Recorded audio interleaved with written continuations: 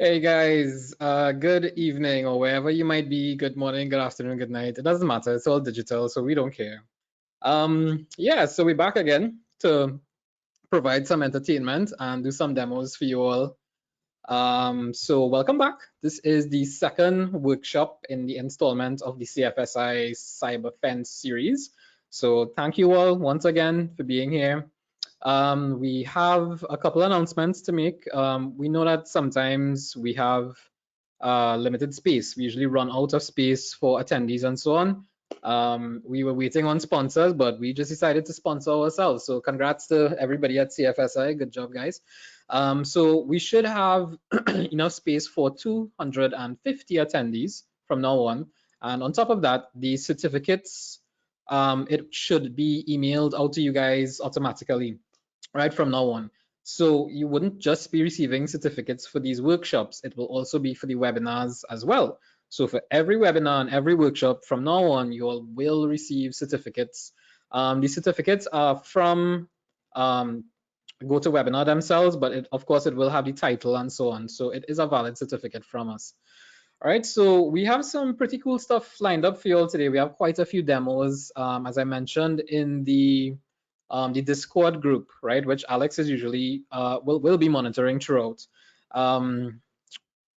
We might be running a bit over the time today, over the 2 hours, because we have demos, some 10-minute demos from each of us. All right, so yeah, welcome back to the CFSI CyberFence web series. I hope that you all can see my screen, guys. You all see my screen with the purple teaming and stuff? Yeah, I can see it. No. Yeah. Purple teaming. Okay, so everybody except Jonathan seeing the screen. That's yeah. Purple. Good job, Jenny. All right, so yeah, just to do a quick recap. I know you're all probably really accustomed to this, right? But just in case people would be viewing this later on the YouTube channel, they would get to know a little bit about us. And since we are our own sponsors, well, we'll just talk about ourselves. All right, so yeah, at CFSI, it's quite a few of us here, but these guys are really the core team. We offer advanced cybersecurity training, vulnerability assessments, penetration testing, incident response, and digital forensics, advanced networking, cybersecurity training, and we also offer some mentoring and consulting. So on that note with the mentoring, if you guys need some help with your direction, where you're at, where you want to be, shoot me an email. You can message me on WhatsApp, message me on LinkedIn, something like that, and I will try to give you a call and maybe assist with some direction or something like that. Right. Oh, and thank you all so very much for the feedback for our last webinar with Mr. Anil Prasad from Ernst & Young. We got some really nice feedback that, it was a pretty interesting webinar, and he helped open your eyes to the cybersecurity field and jobs and interviews. So thanks very much for the feedback on that.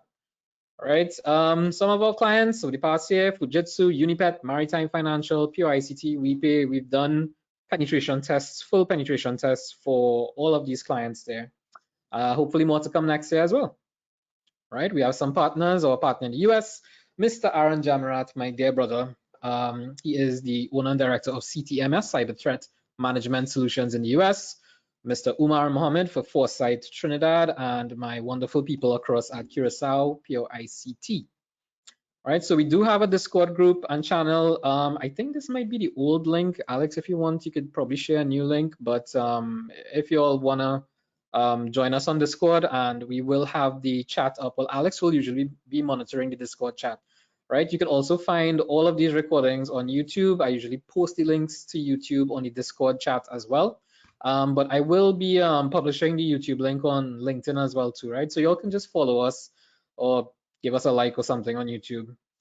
All right, so yep, we are professionals in it. We wrote the book on it. We wrote books on Kali Linux and digital forensics. Alex and I and one of our other friends, Damien, he also joined us on this book, and Alex and I did these books together. All right, so yeah, before we begin, a quick thank you, not to the team, but to the family. Usually when we say the word family, Alex does his Dominic Toretto impression, right? But maybe, I'm not sure, maybe you all could convince him to do it. All right, so big shout out to Savvy, our administrative and financial manager, Mr. Alex Samm himself, consultant, senior cybersecurity instructor, Deodath Ganga, penetration tester, cybersecurity instructor, networking engineer. Jonathon Mahabir, also known as Johnny the Ripper. He is quite versed in cyber stalking, or what he calls open source intelligence, apparently. All right. Congrats to Johnny once again for joining the Ernst & Young team. Mr. Joel Gooding, he's a network business solutions architect and an all-around great guy. He has pulled me through some very difficult times with firewall issues and cybersecurity. He's actually currently working on some pen tests with me at the moment. And then we have my dear friend, Mr. Leslie Lalu, who is usually not here with us because he's very camera shy, right? So Leslie and I, we both do a lot of the forensics. And then we have another great friend, Mr. Jason Gajada Singh, who is up in Canada at the moment, but he is what we refer to as the risk lord and the governance lord. He is on a completely different level where risk and governance is concerned. All right, so guys, thank you all so much for being part of the family. CFSI and CyberFence webinar series, it wouldn't be here without you guys. So today's agenda, right? Well, we just went through the introduction to CFSI and the team. We do have the Discord and the YouTube channel. Oh, this was last week's agenda. Sorry about that. Yeah, this is what I wanted to show you all actually. All right, so today we have some 10-minute demos there. First up, we will have Mr. Jonathon Mahabir doing open source intelligence. Sorry, as Jonathon says, it's legal stalking. Of course, this is for educational and work purposes, right? Please don't actually go and stalk people. Followed by Joel, who will do some host discovery and scanning. Then next up, we'll have Mr. Deodath Ganga, and he will be doing some exploitation, right? You all may have heard about Eternal Blue and the exploitations, especially on Windows machines. Pretty much almost every type of Windows machine out there, whether it's Windows 7 to 10, 11 servers. Followed by Alex. He has a very interesting presentation there that I have no idea what he's talking about. With lateral movement, cracking a Bloodhound. I leave that completely up to him to explain. And I'll be up last, right? We'll do some network forensics consisting of a shark, a sniffer, and a spy. All right, so today's presentation is based on purple teaming. And if you all were present for our last webinars and workshops, we said that purple teaming is actually a combination or the best of both worlds. So you have red teaming and then you have blue teaming. So red teaming is more the hacking, the ethical hacking, the penetration testing, and blue teaming is more about incident response and forensics, right? So when you combine those skill sets together, the colors red and the colors blue, if we go back to primary school, kindergarten, wherever you may have learned it, or if you learn it today, well, that's fine, right? If you combine the colors red and blue, you get purple, right? So that's why they call it purple teaming, because yes, we have a special red team and a blue team, but in today's environment, you need to actually be a bit all-rounded. So you need to have some experience with the red team tools and the blue team tools as well. So this is what we will show you all today. All the guys here besides myself, they will be doing some red team stuff. I will be doing some blue team stuff for you all today. Right? Hopefully we will not cross the 10-minute time frame, but if we do, I apologize in advance, especially for Deo, but we'll try and wrap it up as we go along. Yeah, so let's get to it then. All right, so to start it off, we want to just talk about some modern threats, right? You all may have heard about all of these things before: ransomware, phishing attacks, remote endpoint security, cloud attacks.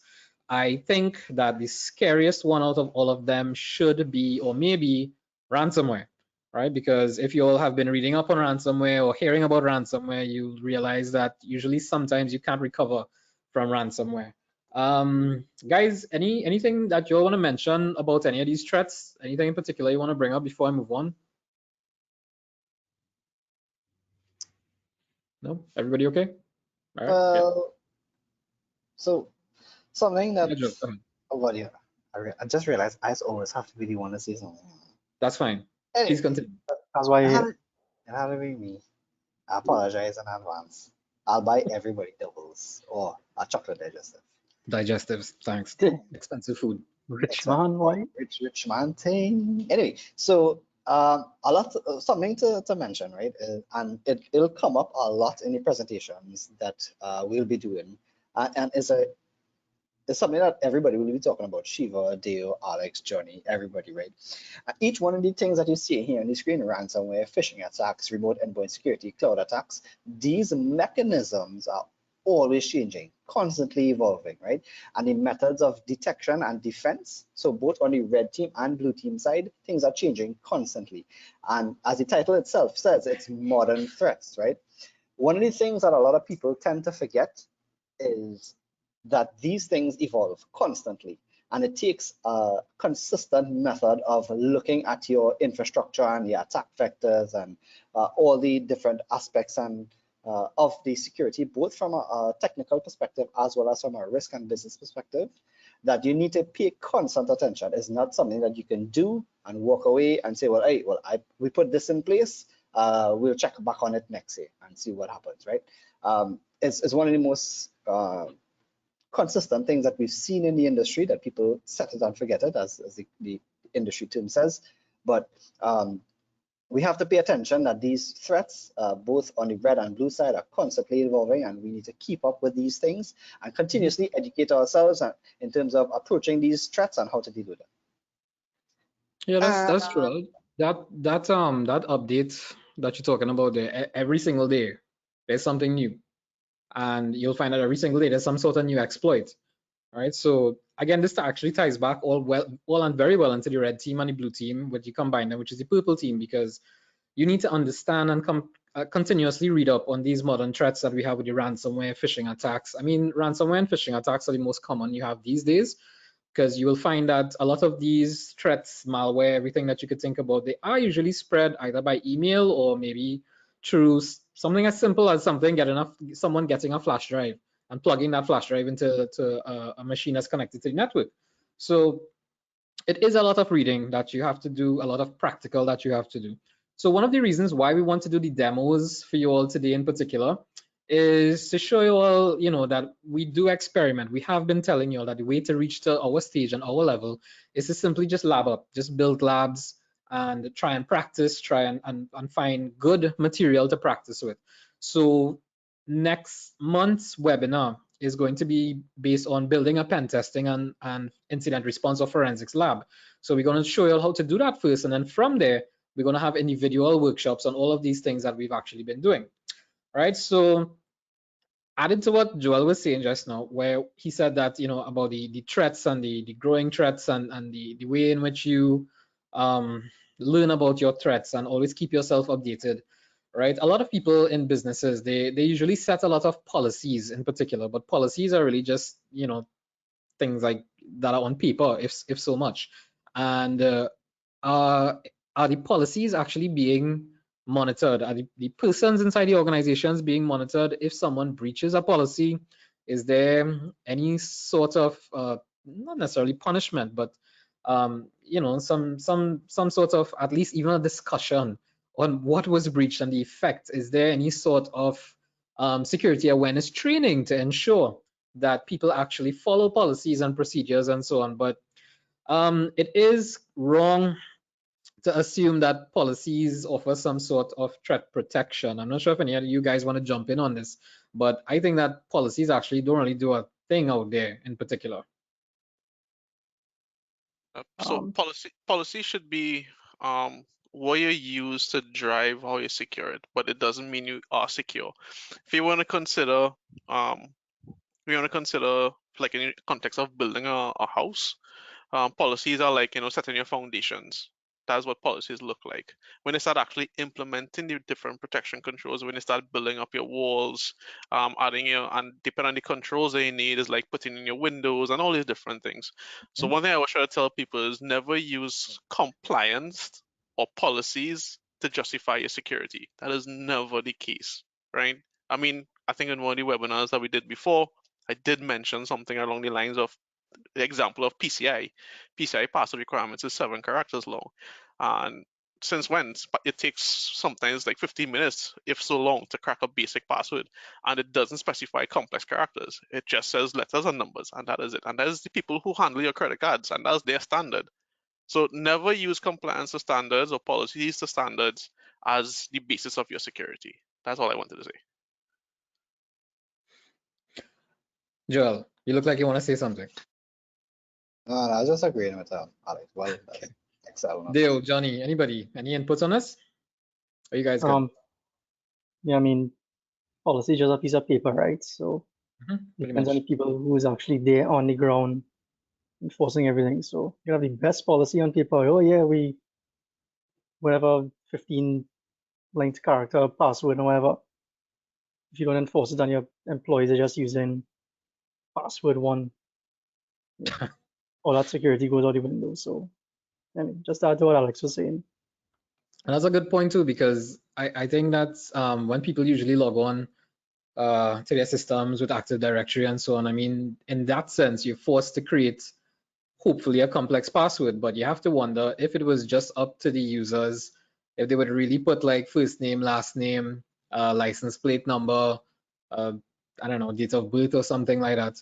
Right. So again, yeah, it really goes back to the enforcement of the policies. Compliance is just not something that you should say, okay, we are compliant and therefore we are secure. Doesn't work like that. All right. So to say that we are still assuming that policies and threat protection solutions are enough, absolutely not. You actually need to follow through, and this is where you have to perform assessments, right? Even, for example, just as you would have a fire drill, right? To make sure that when there is a fire, you'd have a fire warden, fire marshals, and you have proper procedures. It's the same way that threat assessments and audits should actually be run. All right, I uploaded these slides to the handouts. Guys, I'm not sure if you've seen these in the handout section, but Alex, if you could just upload this to the Discord channel, please, that'll be awesome. All right, so some factors to consider for effective threat response. How often is the network assessed? In Trinidad and Tobago, I think this is what we call by VAPs, right? Where you try to plan it and hopefully it goes through, but sometimes I've seen companies and ministries, they plan, nothing comes out of it, right? And then they have to get quotations, XYZ, but I mean, it should actually be mandatory, in my opinion, that each organization, especially ministries and so on, for those of you all out there, the state departments and whatnot, that they have a cybersecurity professional, if not a cybersecurity team that does regular network audits and so on, right? Is your staff being trained or given the opportunity to pursue training and certification? Unlikely, right? Some of these guys here, their employers do offer that, probably just, Alex and Jonathan, but I'm happy to say that I offer these guys some training at CFSI, right? But really and truly, you can't hire someone. Let's say that you hired someone way back in 2015, right? And you brought them in at that point in time because sure, they aced the interview. They seem to have a lot of knowledge and technical abilities. But we're now in 2021. Has your network grown since? Has your hardware, software been updated? And in doing so, for example, let's say that you brought in someone in 2015 and there was a particular firmware on the firewall and the servers, and that has not been updated since. But if you would like to update it, is your staff even trained in this type of stuff? And usually, unfortunately, the answer is no. All right, so we have a lot of these points to consider there, but we want to look specifically at the red and the blue team roles that we have. All right, so this is where the purple team comes in, right? And it is actually about combining the best of the red and the blue teams and your skill sets for doing so. All right, so I don't want to spend too much time on these slides today if you all think that I'm moving a bit fast, but it's for a good reason that we all have our demos to show to you all today. So I want to make sure that everyone has enough time for their demos. So some purple team skill sets that you need to learn or to actually have under your belt, as we say sometimes: vulnerability assessments, threat intelligence, penetration testing, threat incident response, digital forensics, and also some risk management. No matter how you look at it, no matter how you try to run from it, you will always come back to some sort of risk management. In every point that I've listed there is a bit of risk management and governance inside those skill sets there. All right, so effectively, what you will become is a purple team asset. So your purple team assets should be able to do these things: identify the threats, evaluate the risks, perform threat hunting, do threat response, incident management, digital forensics. Most of us, actually all of us inside of here, could probably do all of these things, but it took us a really long time to get here. If you dedicate maybe a year, 2 years, when I say the word dedicate, I actually mean that you maybe spend about maybe 10 hours a week minimum doing these things here, especially with the labs, right? So this is why we want to show you all how to lab up and start creating your virtual penetration testing and digital forensics labs from next month. All right, so you will be using your own resources. You can pay for external platforms and practice, but start off using, you know, the what do we use? The VMware Workstation, VMware Player, VirtualBox. I usually use VirtualBox, but you'll see as you go along, some things require VirtualBox, some things work better with VMware. All right, so there is actually a tremendous amount of knowledge and experience required to be able to join either one or to be part of the Purple team. So the Purple team assets, the issue that you have with Purple team assets and persons is that, remember, at this level, you become highly skilled. So obviously you may want your pay to be along the lines of it. I mean, there's absolutely nothing with, man, if you have to sell water on the street, or you have to go and pick up garbage, or you have to go and wash cars or something, do what you need to do. Nobody else is going to pay your bills, right? But when you have to make the time to do something that will put you in a position to be where you need to be. Remember, I mentioned last week that success happens when opportunity meets preparedness, right? So you can't say, well, okay, I'll get around to doing this, I'll get around that. That's an excuse, right? You either want something or you are willing to make an excuse to not get it done. That's plain and simple how it is, right? So you put the time there, you put in your own time. Instead of watching that extra episode of something on Netflix, HBO Max, whatever, I don't know, just, you know, try and lab up, try and look for something, right? Contact us if you need help, we'll help you out.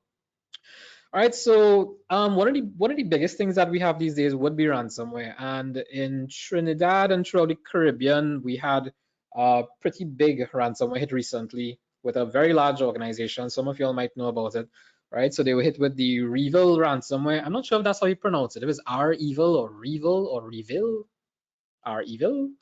Anybody? I No? say Revel. I don't know. I just mean. We can call it Revil, yeah. it doesn't matter. All right, so the problem with ransomware and why it's important to always have assessments in progress and monitoring in progress is that a lot of companies that are hit with ransomware, they are not aware that they were hit with ransomware until they realize that someone tries to open a file on a server, for example, and they get a pretty image on screen saying that your files have been encrypted or have been locked. Please send 10,000 Bitcoin to this particular address. All right, maybe not 10,000 Bitcoin, but I don't know. I'm not sure. Right, so in the US as well, we had the pipelines that got hit. We have medical institutions that are getting hit by ransomware. Again, it goes back to security awareness as well. If your staff, if your company does not offer security awareness training, you are going to end up in trouble. If you would like us to do a short security awareness training for your company at no charge whatsoever, just let me know, right? You could just email me and I'll organize with the guys. We could even do something on a lunchtime for your company. We have been doing it for most of our clients recently, but if any of you all want us to just speak for about an hour or half an hour to discuss or perform security awareness training, not a problem. Just reach out to me and we'll be happy to help. Right, so this little graphic that I have on the side here, this is actually what it looks like if you are hit by ransomware. Right, so it says to decrypt your files, you need to buy our special software or pay for the decryptor. So what we want to have a look at is some of the tools that would actually comprise the Purple team. So there's a combination of tools, some hacking tools, penetration testing tools, and incident response tools as well. So you don't have to actually buy tools. You can actually just use a lot of open source tools. All right, so these are some of the operating systems of choice that we may use. If anyone here uses Black Arc Linux, congratulations. I prefer not to have a slow, painful death by Linux. So I will use Kali, Parrot, and Ubuntu for our red teaming. I mean, pretty much as we go along and as we have individual workshops on all of these, except Black Arch Linux, you'll actually see that we have so many tools inside of here. It really is up to you to do some labs and look at tutorials and I guess even follow along with us as we go along. All right, so some of the common red team tools, we have the Shodan Internet of Things browser where you could find so many different devices out there. You can find webcams, you can find gas station pumps, you can find boats out there that use satellite communications. We will be having workshops on all of these things out there. Right, today Joel will actually be going through some Nmap and I'll be going through a little bit of Wireshark. Johnny will be doing some open source intelligence. They will do. I think they will probably be using Metasploit for the Eternal Blue. Yeah, I'll be using Metasploit. Cool. Yeah, so we'll actually give you all a little bit of a demo of some of these tools in the red team. So, well, those guys, I should say, these guys will be doing the red team tools, right? I will be focusing on the blue team tools. And these are just some of the operating systems that you can use. CSI Linux is my tool of choice, an operating system of choice. It is actually based on Ubuntu. And the nice thing about Ubuntu is that you could use Ubuntu in the same way that you use Windows. It's a productivity type operating system and platform, right? And in Ubuntu, you can install any type of open source Linux based red team tool, blue team tool. It really is up to you. All right, so some of the common blue team tools that we use, or a lot, I should say, is to make forensic images. We use DD, RAM Capturer, FTK Imager. I will actually have workshops on all of these using, doing acquisitions, then analyzing memory, hard drive recovery. And today I will actually show you all a little bit of network forensics. All right, so interestingly enough, you can hack with some of these tools, because if you can capture all the information that is in someone's RAM, you could possibly capture login information, passwords, even things that they might have recently printed, websites they would have recently visited, things like that. So forensics isn't just about being the good guy. Think about it in Star Wars, right? With the lightsabers, right? This should trigger Johnny and Joel here a little bit. So we have we have Darth Vader, who is like the ultimate star of the show, in my opinion, right? So Darth Vader has a red lightsaber, right? So yeah, I might end up in a fight here with Johnny and Joel about this. And then you have Luke Skywalker, who has that pretty looking blue lightsaber, blah blah blah, you know, etc. etc. I'm a huge Darth Vader fan. So but yeah, think about it. That's the whole idea between the Sith and the Jedi, with the red versus the blue and stuff. And when you combine their powers, you get purple. So hopefully somebody might have a purple lightsaber. To me, the end of Star Wars was Episode 6, and that's it, fellas. I don't say anything after that. Yes, Here's yes, one. yeah. Just got to point out somebody does have a. All right, so we want to put the pieces together, right? And the purple teaming is where you bridge the red and the blue team together. So up first for our first demo, we have Mr. Jonathon Mahabir, and he will be doing a tech talk on open source intelligence or legal stalking. Johnny, you need me to make your presenter to share your screen? I think so. Hope it'll work, because these two screens kind of glitching off right now. No, it's okay. If it works, it Last time works. I If did not, presenter. all right, one sec. All right, all you. Which one would be this one?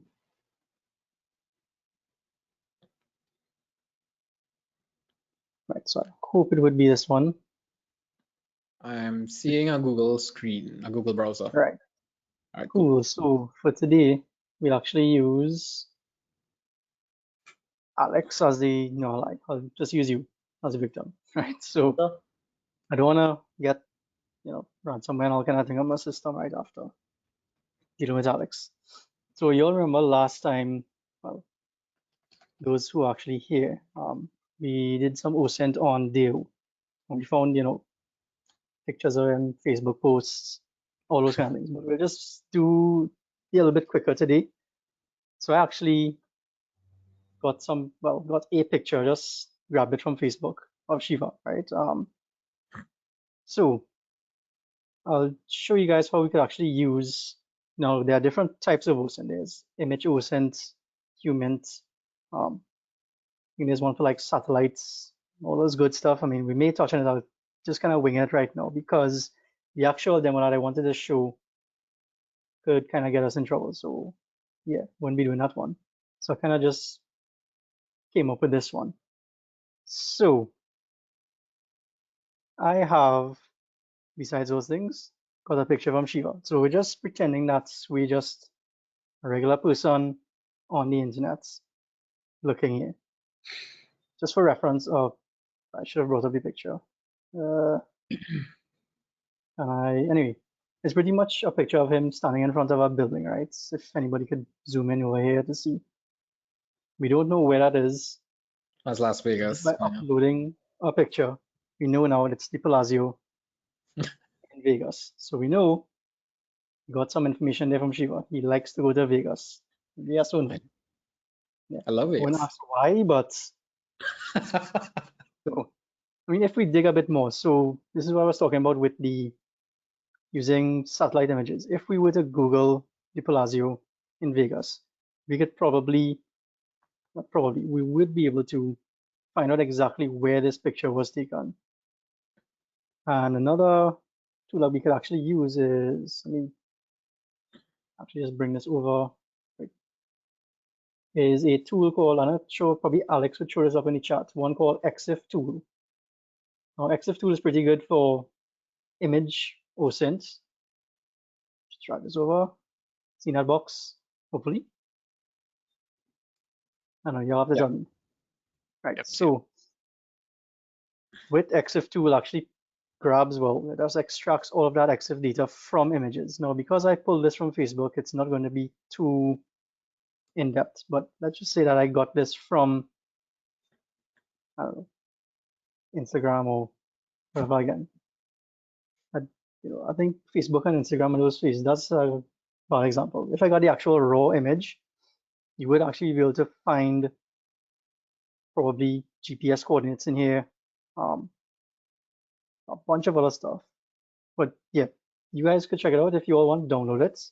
Try it out on one of the images on your laptop or your computer, and see what kind of information you get back. You would be shocked if you get, again, as I said, longitude, latitude. I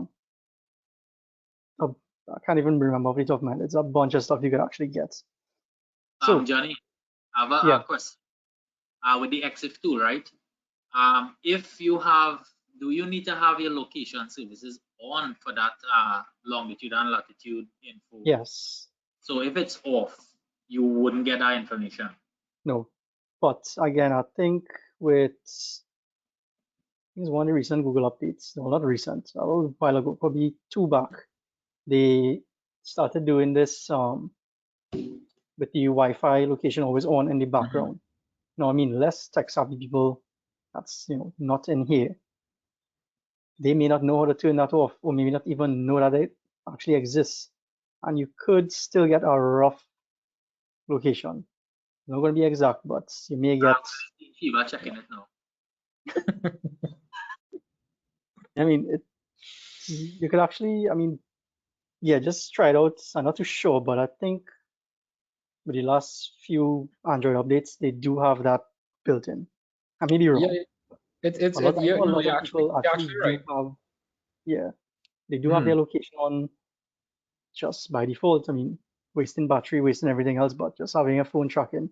I mean, that's a whole other kettle of fish. We'll go into that when we actually do full-on OSINT workshop. But yeah, when you look at what your phone could actually gather on you, I mean, I've actually done it.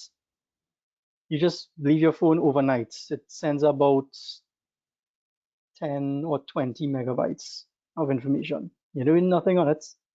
It's just sending stuff to the servers that are communicating with the apps that you have on it. But anyway, yeah, getting back on track.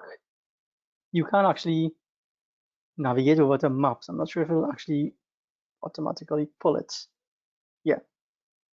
So you can actually, where's the layers? Oh. Where do I get satellite? Okay, satellite.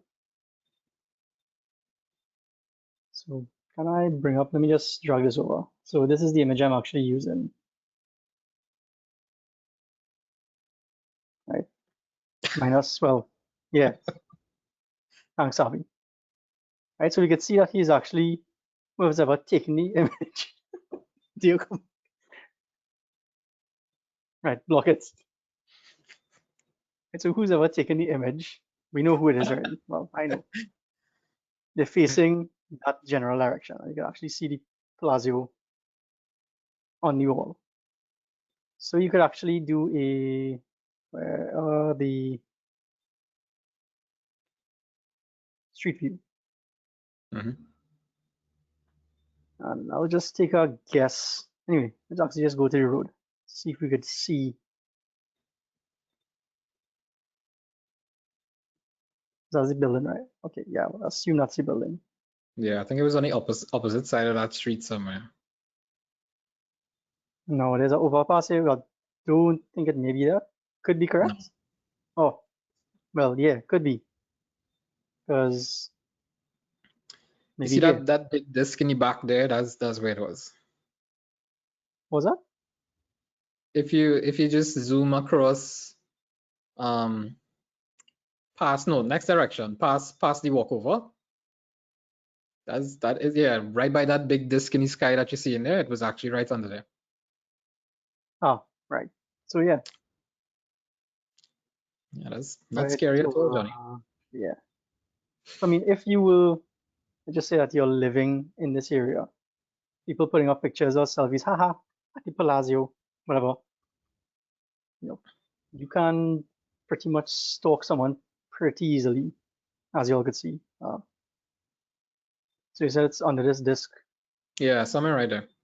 Yeah. So, and you can actually see it looks pretty similar to what I had up, right? So you could get an exact location. Let's just say that Shiva lives in Vegas, and we saw that he's actually putting up pictures here every Saturday or whatever. I wish. If you are a stalker, you know where to find them every Saturday at X time, right? So it's just using common tools, and I think I have a couple of them here as well. Yep. So I mean, that's just a basic overview of how we could use Google Maps and satellite images to actually track someone, right? So I don't know if you guys remember, I actually used PimEyes.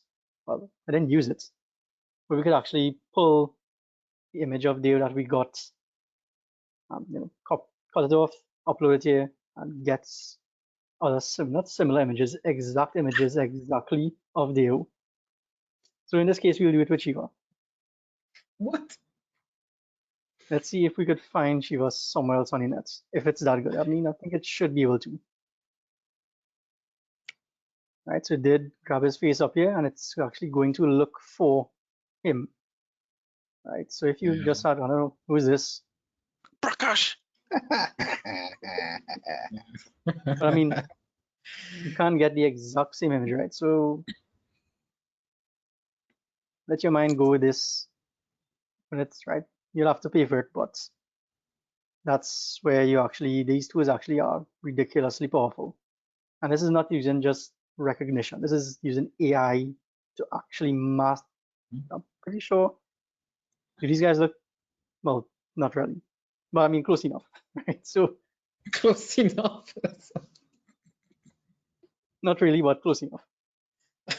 Right, so I mean, maybe they're gauging something, eyes, nose, something again. So, and I just had a couple of other stuff here, but it's not really loading up. So we all know that Shiva has the handle doublesman868, right? Let's just say that you were on, let's pull up a Twitter profile, for example, and you saw his user handle as doublesman868. You could use a site like, just refresh it, Namecheck, NameCHK. There are a couple of others. We could actually find sites as to where that username is active. So let's just actually try if it works. And see what we get. Now we see where it actually came back as green. That means that it is not, well, it is available, so that the person doesn't have doublesman868.com. So you can actually register that if you want Shiva. So, but we do see a Facebook. The ones that are grayed out are pretty much the ones that are taken. So possibly a Facebook. You can check. There's a doublesman868 on Facebook And Twitter. I mean, we won't go so much. I may actually use just see what we actually get here. Invalid, broken. So yeah, doubles man A6 but this isn't you, right? So no, that's not me. I'm not gonna worry about that. So let's just use another. Let's try Heat. Right, so the cyber mentor. He's pretty famous. He should be able to get. Yeah. Right, so you see .com is taken, and he has a Facebook. Not too sure about that one. Twitch, Pinterest. Not sure what these others are. So let's actually just look at Twitter, because I don't think he's on Facebook. Right, and there you go. You actually take that username. Just say that you did come across someone's user handle or something like that first time. Come to a site like Namecheck. Now you have a face, you have a name to put it, and then you start your entire process over again. There are a couple other tools here, but we won't really go through them. One is IntelliX. I was just looking for CFSI, but didn't really get anything. And there's one called urlscan.io. Now, again, to keep it brief, let's just say that we figured out that Shiva has this domain. We know that. You could actually come and look at URL scan and see a couple other things, link to some books, Facebook page, LinkedIn, bunch of stuff, right? So again, use your imagination. This is just a very, very small subset of what we'll actually do in the workshop. And I didn't want to actually do too much because of, well, legal reasons. We don't want to get sued here. So. Yeah, I mean, some of my students, they would know that the kind of stuff that we find sometimes, it's kind of ridiculous. And some of the companies are pretty big locally and internationally, and it's just out there. It's pretty scary. So, I mean, yeah, that's pretty much it. I'll get some of the other sites. I can't remember it off the top of my head, but there are quite a few, and we'll share them in the actual OSINT workshop. All right, Johnny, thanks so much for that. As always, very scary, stalkerish presentation. Thank you very much, good sir. We appreciate it. All right, so, excuse me, not COVID. Next up, we have Deo. All right, so let me just, Deo, let me just make you the presenter. All right, there you go. You might be muted. You hear me there? Yep, I can hear you. All right, so yeah, you can go ahead and share your screen. Which screen is seen there? Windows 7 x64, 64-bit. I've seen one with Kali 2020. Good. All right, so the demo I have is, wait, what? I've seen one window of something T-Hub. What? Yeah, so the demo I'll be showing today is of Eternal Blue, which is an actual exploit, which is my favorite exploit actually. An exploit I still learn extensively right at CFSI. So why I like Eternal Blue is because pretty much everything is susceptible to Eternal Blue, especially Windows devices and Windows 7 most of all. And a lot of people are still using Windows 7. People haven't upgraded to Windows 10. They don't want to use Windows 10. I know large organizations that are still using this Windows 7 platform. So what we're going to be exploiting is actually SMB, or the server message block, which runs on ports 445, 139 as well. But whenever I do any scanning and I see port 445 open, I immediately check, and it is a Windows machine. I immediately check to see if it is vulnerable to this Eternal Blue exploit. So to do that, we're going to use a tool in Kali called Metasploit. Metasploit is actually a pen testing platform, and it's used to write and execute exploitation code.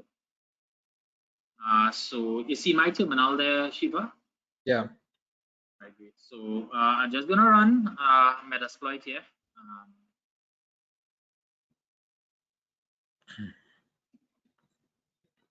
Right, and I also have my vulnerable machine here, which is a Windows 7 machine, Service Pack 1. And I'm going to show you guys how I'm actually going to penetrate this machine and read some files, download some files, traverse the directory. So here we can see the Metasploit loaded there. So the first thing I want to show you guys is how you search for the different scanners, the different exploitation tools and whatnot in Metasploit. And it is simple. Simply by typing search, and you search for whatever it is you're looking for. So in this instance, I'm actually looking for the Eternal Blue exploit. Actually, I'm looking for a scanner. So I want to scan this Windows 7 vulnerable machine and see if it is actually vulnerable to the Eternal Blue exploit. So I'm going to search for Eternal Blue here. And we could see some results here. So the one I'm actually looking for is this scanner here, this auxiliary scanner, SMB MS17010. And to use this, you simply type use, and we could copy and paste this entire thing, type it out, or we could simply type the number associated with it. So I'm just going to type use 4 and hit enter. And we could see that my scanner has actually been loaded here. So when we have the scanner loaded, we could look at some things. We could type info. When we type info, we could see what the scanner does, what it requires. So you could have a read and see what exactly that the scan does, what it requires. You could see the different CVEs that it's referenced. We could also look at the options. And when we look at the options, we could see what is required for the scanner to work. And here we see 4 things actually are required, where we see yes. So the name pipes, no need to worry about this. I'll leave everything there default. The R host is required. So now the R host is basically the target host. It's the machine or the OS, whatever it is, the device that you're targeting. So we need to set the R host. The R port here, as you see, 445. Remember, I spoke about port 445. This is the port we're going to be exploiting. And we could decrease or increase the threads. And here you can see the number of concurrent threads is maximum 1 per host. So I'm actually going to set my target here. So I know the IP of this machine. When Joel gets on and he shows you guys how to do scanning and host discovery, you guys will see how maybe we could have found this machine when we did our host discovery and then we scanned for open ports. I know the IP, so I'm going to actually set the IP address here simply by typing set R host, and this R host is not case sensitive. It doesn't have to be capitalized like you see it here. And the IP address, and hit enter. And you can see it's set. I always go back to the options to verify that I see my R host set here. So we can see that I have everything that is required for this scanner to run. And to run it, I simply type run. And when we run this, we should see it would scan, and we should see whether this vulnerable machine is vulnerable to the Eternal Blue exploit. And we could see from the scan, it says that the host is likely vulnerable to the exploit. We could see it's running Windows 7 Ultimate Service Pack 1 64-bit. And that is enough for me to go ahead, enough info for me to go ahead and try some exploitation here. So I'm actually going to search for Eternal Blue again. I simply could scroll up there and find it again, but I'll search again so you guys could see. And we have some exploits here, but the one that I typically use and the one that usually works the best is this first exploit here. So I'm actually going to use this exploit. So use 0, hit enter, and you'll see it changes to the exploit, and it actually defaults to this Windows x86 Meterpreter reverse TCP. So now what this is actually the payload. So this is the payload that we're going to use, the payload that's going to be injected to create our exploitation. If you want to actually change the payload, you can actually show the different payloads that are available. So you could go through this. Sometimes a payload may not work, and you might want to keep trying different payloads until you get one to work. That is what I actually do at times. I try the different payloads, see if they could actually work better, and there are times that they won't work at all. It's all about the patience you have and how much you want to try. So I leave the payload as default there, and I'm actually, and if you want to set the payload, you just set and select which payload you want. So you could either copy and paste the payload, you could type it out, or you could simply type in the number associated to it. So you set payload,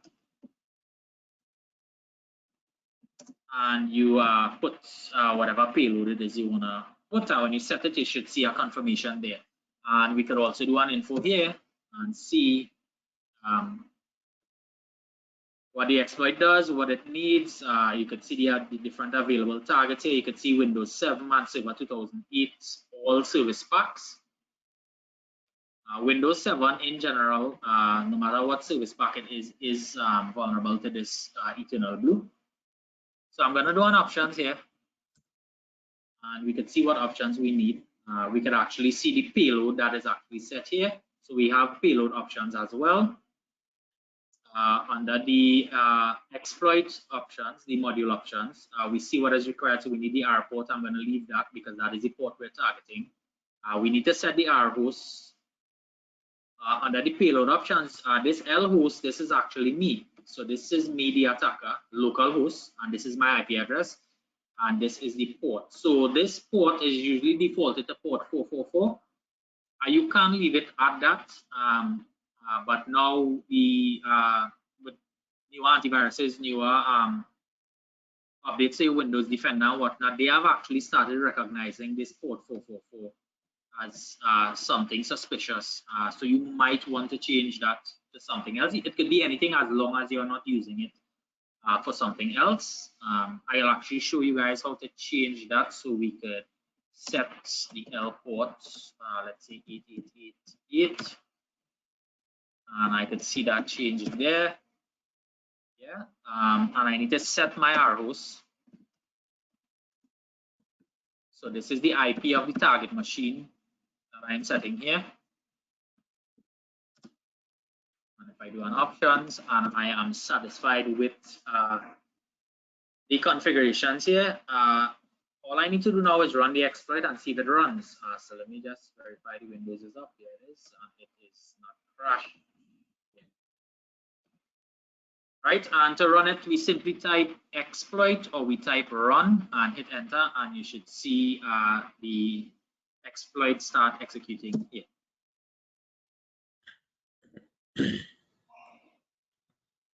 So yeah, there's a good example because I mean I went into a lot of so-called big businesses and they still run Windows 7, still running Windows Server. I mean it's ridiculous.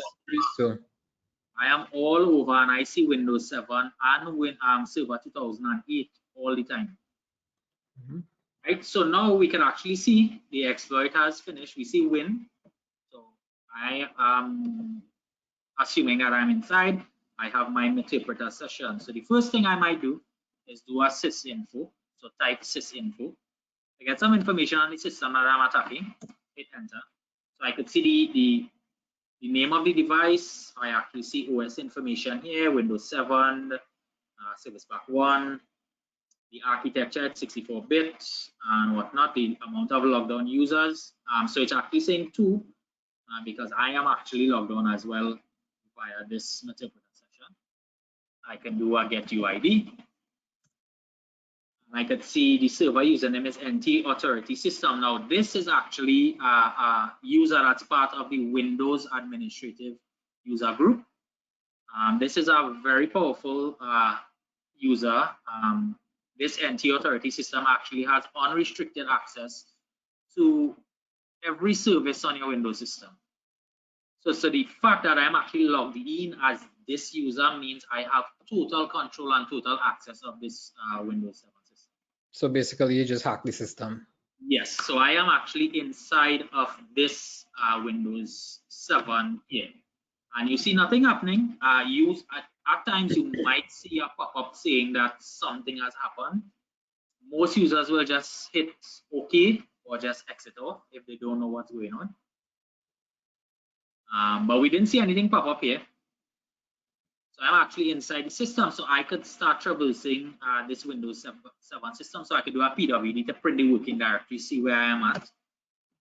So I'm in the system 32 folder in this on the C drive in the Windows folder. I could do a dir, look at what's inside there, all the files, folders and whatnot. But let's say while I'm traversing the directory, I end up somewhere like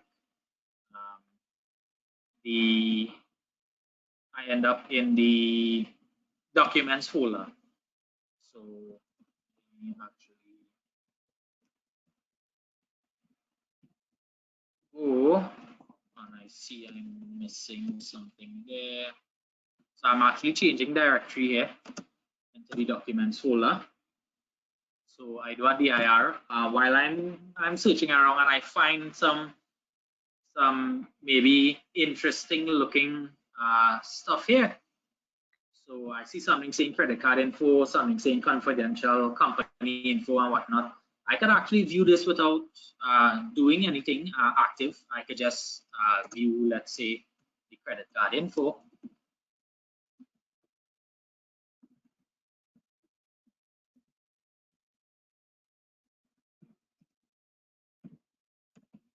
And here you could see it says here, take my money.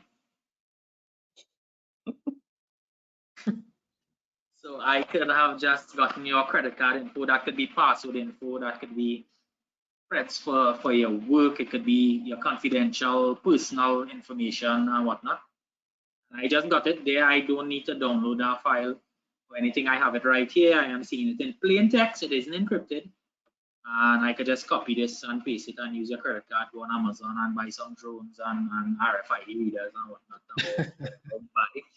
And the user on the other system they are not aware that these files are being accessed, right? Happening here right now. This is exactly what is happening. The mouse hasn't moved until I started moving it. Nobody is aware that I'm actually in the system and viewing this credit card info here in documents. So I'll actually show you that. So you see it here. I'm actually going to read it again just to show you. So credit card info, and you'll see nothing happens here. Excellent. Right, so I want to show you another thing as well. Two other things pretty quick before I wrap up.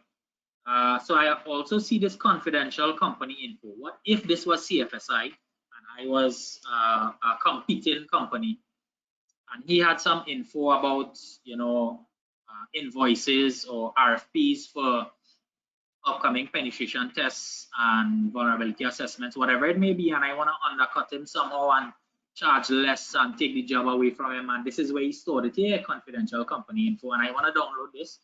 I could simply do download.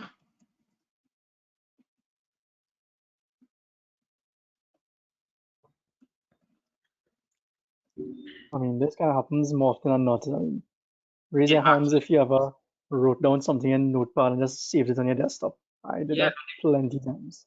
Everybody. The first place I actually go to is the desktop.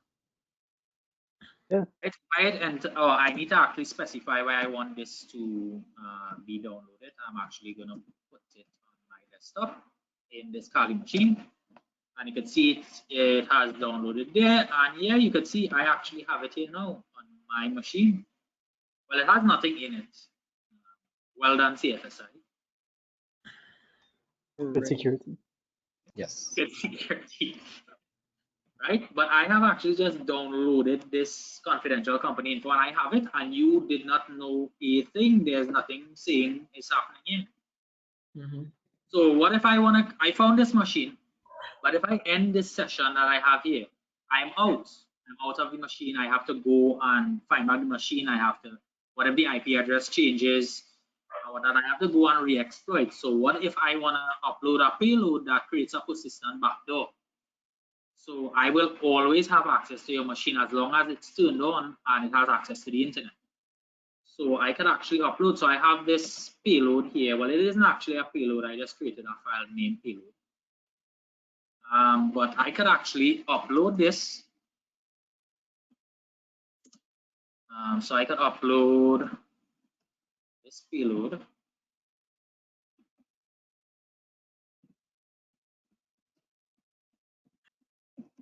to the documents folder, to the desktop, to wherever I actually want it.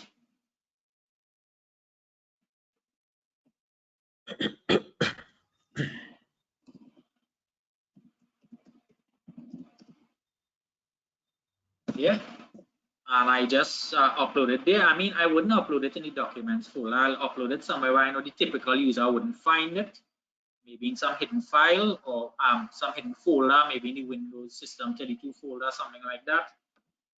And if you see, if we look here, we could actually have some proof that it was actually uploaded. And here we could see my payload was actually uploaded here.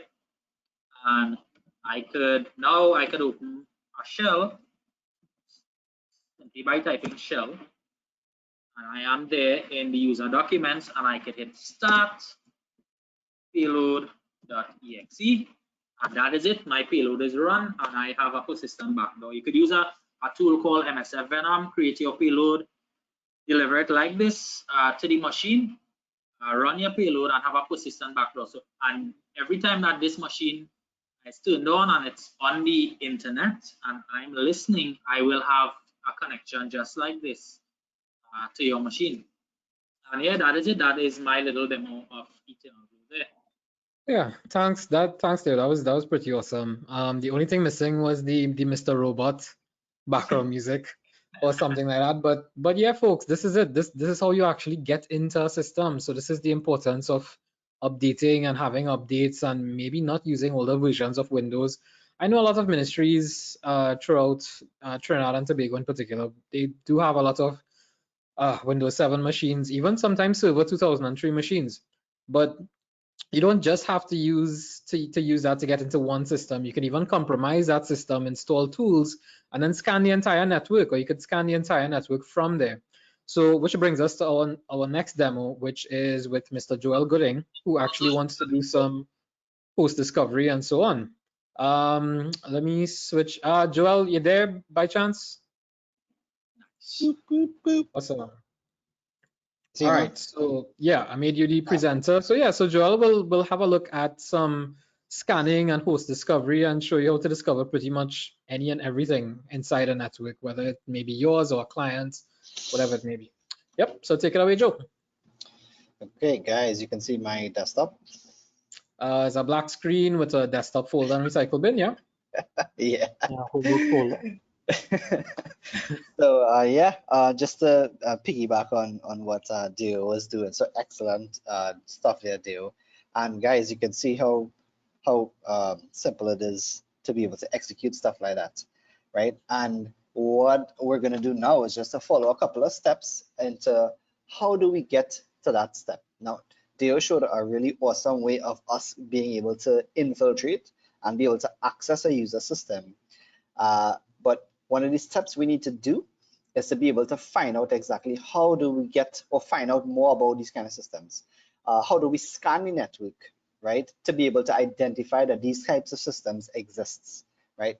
So one of my things is that I like to see how far into network environments that I can get whenever I'm in a company or wherever I am. So I tend to join networks or ask, you would be surprised how often just simply asking someone, hey, by chance you have the wireless password, and they'll just give it to you. Oh yeah, the password is password 123 with an exclamation sign. That's it, and they give you the password. They don't know if it's the password for the production environment. Is it a guest network? Are there any controls in place? They just give it to you. Chances are they'll just give it to you if you just ask a user and say, hey, I need to do something really important. I just need internet for 5 minutes. Can you give me the password? And boom, they give it to you, right? So in an instance like this, what we're going to do is we're going to run through the steps here in terms of how are we going to discover the machines on the network.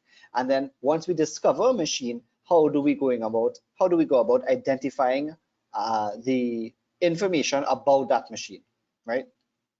So one of our tools of choice, as we mentioned before, is Kali. I have Kali running on a VirtualBox VM image here, and I have Kali already booted. So with my Kali already up and running, just confirming you guys can see my screen still, right? Yeah. Okay, great. So we have Kali up and running already, and we've joined a network, right? It doesn't need to be anything fancy, guys. I can literally go into Starbucks or Rituals or Mario's or any one of these places where there's free Wi-Fi and there's tons of people who've joined the network, right? And there's no limit. Anybody can be on this network, so you can just sit down in a mall, in a kiosk, or sipping a coffee, anywhere you go, and you just join the network, and you want to be able to see who's on this network, right? Let me find out a little bit about who's on the network and see what I can what information I can find out. So one of the things that we can do in Kali is start looking at who's on the network, and there's a really nice tool called Net Discover.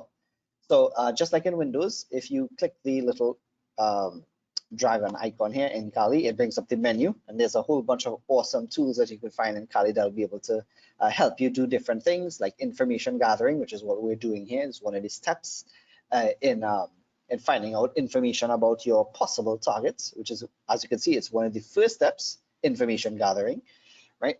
So in information gathering, there's a lot of things we can do.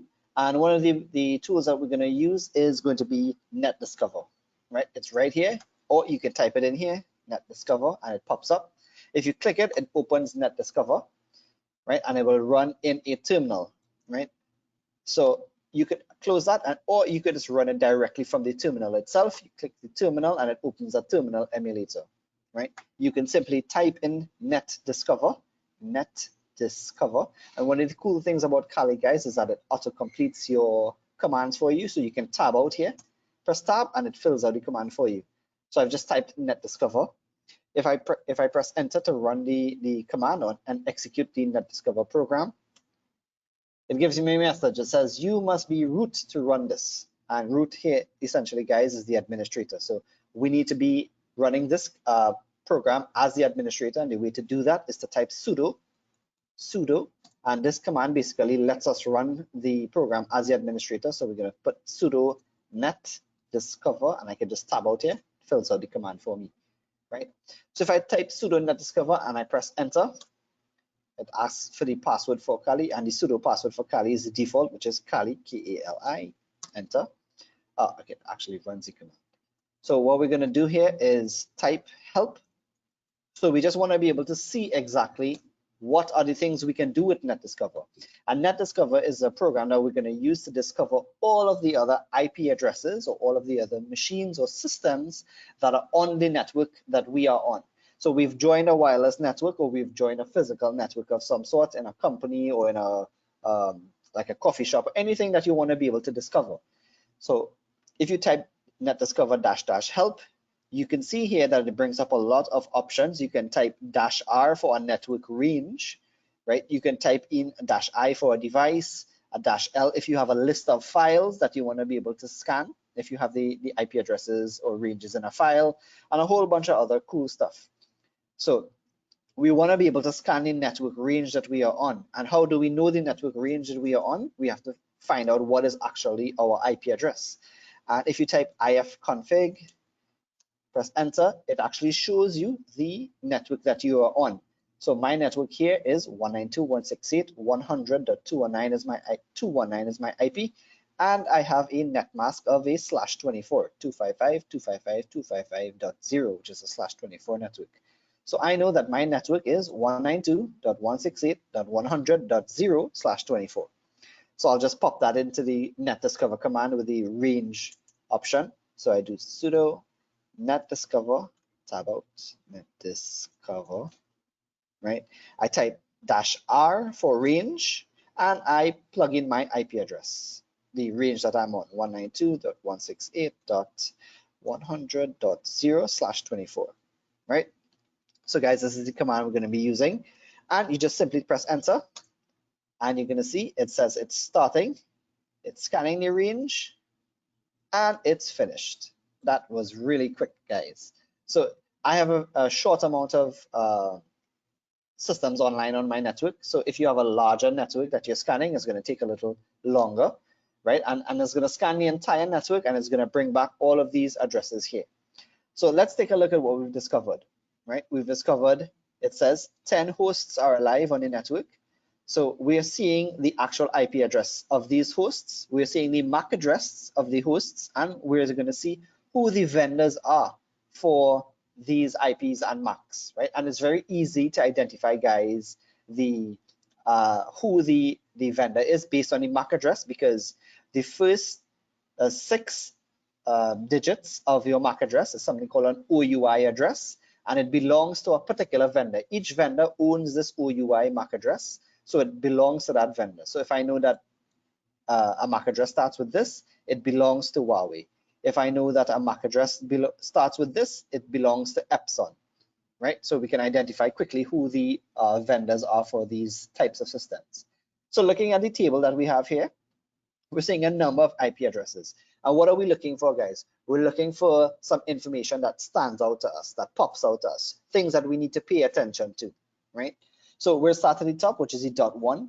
And from networking and from our brief read up with networks, we know that typically our .1 and our .254 IPs are usually the gateways for our networks. So we know that this could possibly be a gateway, and it's a Huawei device. So looks like this person, who is myself, is running a Huawei device as the gateway.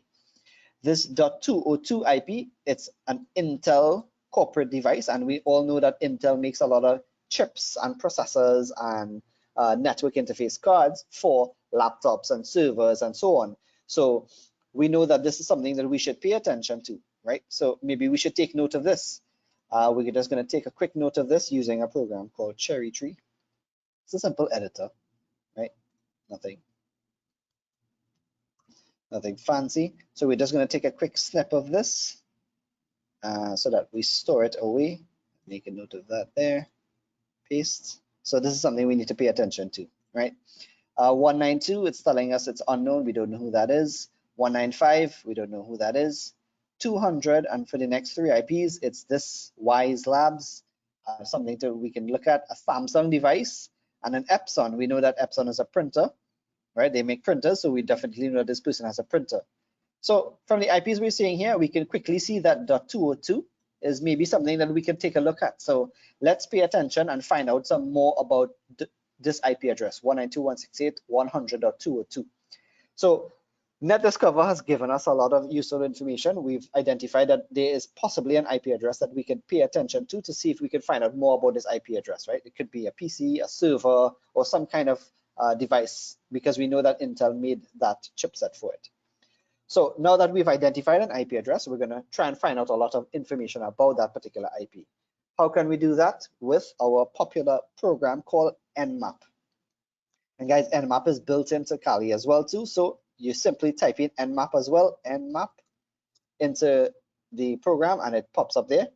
And you have to type in your particular IP address, and it does the scan for you. So Nmap will actually scan the IP address and give you a lot of cool information or useful information about the system.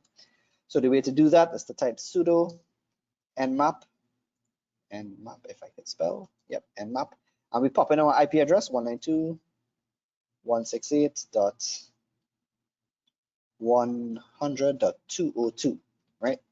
And if you want, you could just press enter. It's going to take some time if you and just leave it to run, and it will scan and it'll give you back a lot of useful information. But Nmap, if you just type Nmap help, you'll see that there's a really cool menu for Nmap, and it gives you a whole lot of options, guys, right, to be able to find particular types of information. And when using Nmap, I like to use some particular options when using Nmap. This guy here, -O, it tells us the operating system that we're using. -SV tells us all the open ports that are on the system, and we're going to do a timer on it, right, to make sure that we perform the scan pretty quickly. So let's execute that command, sudo nmap to 192.168.100.202. We're going to do a -O for operating system, a -SV to find out all the open ports. and we're going to do a T4 timer, right? That's it. You press enter and it says it's going to start Nmap and it's going to do all of these scans, and it's going to take some time to execute that scan. I already have a version of that, so because it's going to take a little while. And if you let that command run, guys, it's actually going to give you this output that it's going to scan this particular IP that you have here, and it's going to give you this output here. It discovered these open ports here: 135, 443, 139, 445, 212, right? 6129, 902. So it scanned and it discovered a whole bunch of these ports here. These are the open ports on the system, right?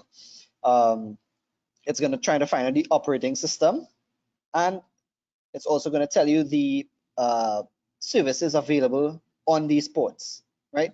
So it's going to tell you that I'm running Windows. It's a Windows workstation. I'm also running VMware, right? It's going to tell you that it is a Windows operating system because it detected the Windows operating system. So it tells you exactly what the OS is. It's going to tell you the ports that are open on this system, right? So that you have a lot of good information based on this output from Nmap. And Deo, what is the port number that you had used to detect your Eternal Blue? Port 445. Port 445. Really awesome stuff, because here, guys, we can see that this system has port 445 open on it. It's running Windows. There's port 445 open, so there is a chance that we can use this system to run the Eternal Blue exploit on this. So what did we do? We discovered the host on the network, just real quickly, right? From the host that we discovered in the network, we used this Nmap tool to find out all of the open ports. We found a Windows system that has port 445 open on it, and based on what Deo had shown you, we can now look into exploiting this Windows system for the Eternal Blue exploit and gain access to the system. So just a brief run through of that, and this is the methods that we will use to find machines, discover machines, and discover the information about them, and how we can go about identifying the pathways for exploit and exploitation for these systems. I'll hand back over to you, Shiva. Hey, thanks, Joel. Yeah, guys, all of this is part of red teaming, as you see in here, because even though you all may not understand what is happening, these are just the snippets that we decided to show you all, right? Because of course we have full workshops and everything that you're seeing here. So if you are a little confused or very confused, it doesn't matter. We actually have full workshops coming on this. But everything that you're actually seeing here is what we do professionally, and this is what we teach in some of our classes. Johnny teaches the Certified Threat Intelligence Analyst. You will find that Deo teaches that, and even some of his fundamental classes as well. Alex teaches all of this stuff in the Certified Ethical Hacker and Pentest Plus. So everything that we are showing to you all here, we do this professionally and we teach it also, right? But this is a typical day in the life of a purple team assets or even the red team pen tester. All right, so up next, we have Mr. Alex Samm, who is going to do a little bit on lateral movement for us. Alex, just give me 1 second here. Let me make you a presenter. All right, that should be it. Yeah, so Alex will walk through. Remember, this is not exactly a tutorial. This is really just to show you all what it is about in the life of pen testing and cybersecurity. But like I said, we will actually have full workshops on all of these things in time to come. So without further ado, let's hand over to Alex. Thanks. So, hey everyone, and thanks for taking the time to join us today to do this workshop. So we've covered so far OSINT, we've covered doing scanning with Joel, and then we did exploitation of a service with Deo. What I'm going to show you now is once you've actually compromised the network and you've gotten some usernames and passwords, what you can do, because your next step after compromising in the methodology is called post-exploitation, where you maintain access and you start grabbing stuff that you want to grab, right? So in this case, I'm going to show you some other stuff as well that you could use to catch information along the lines on the network. So let's go for the example like Deo showed you breaking in using Eternal Blue. Let's look at the scenario where you don't have Eternal Blue. What are other things that you can do in a network to try and gain access to a system. And what the tools are going to show you is a tool called Responder. And what Responder, everyone sees my screen, right? The Kali screen. Yeah. Right. So I'm going to run a tool called Responder. And what Responder does is that it poisons the network, for lack of a better word.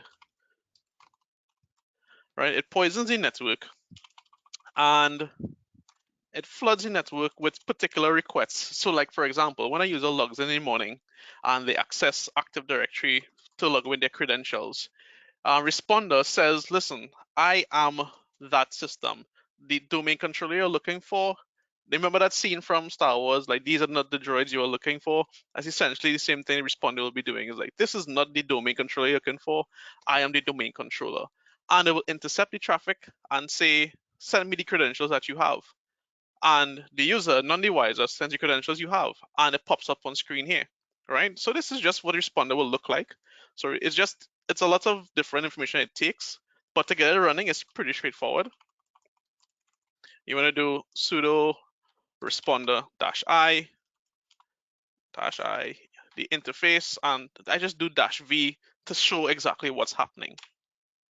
All right, so we see Responder is running, and it's listening for what you call LLMNR connections, NTB-NS connections, DNS connections, HTTP requests, SMB requests, Kerberos, SQL FTP. You get the idea. It's listening for all these communications that's happening on the network, right?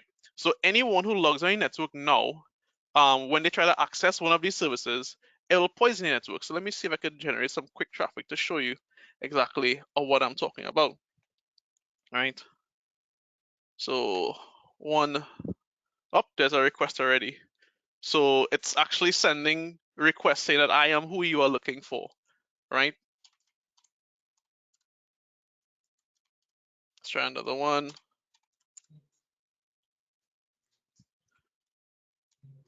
Does man have machines off air to guess?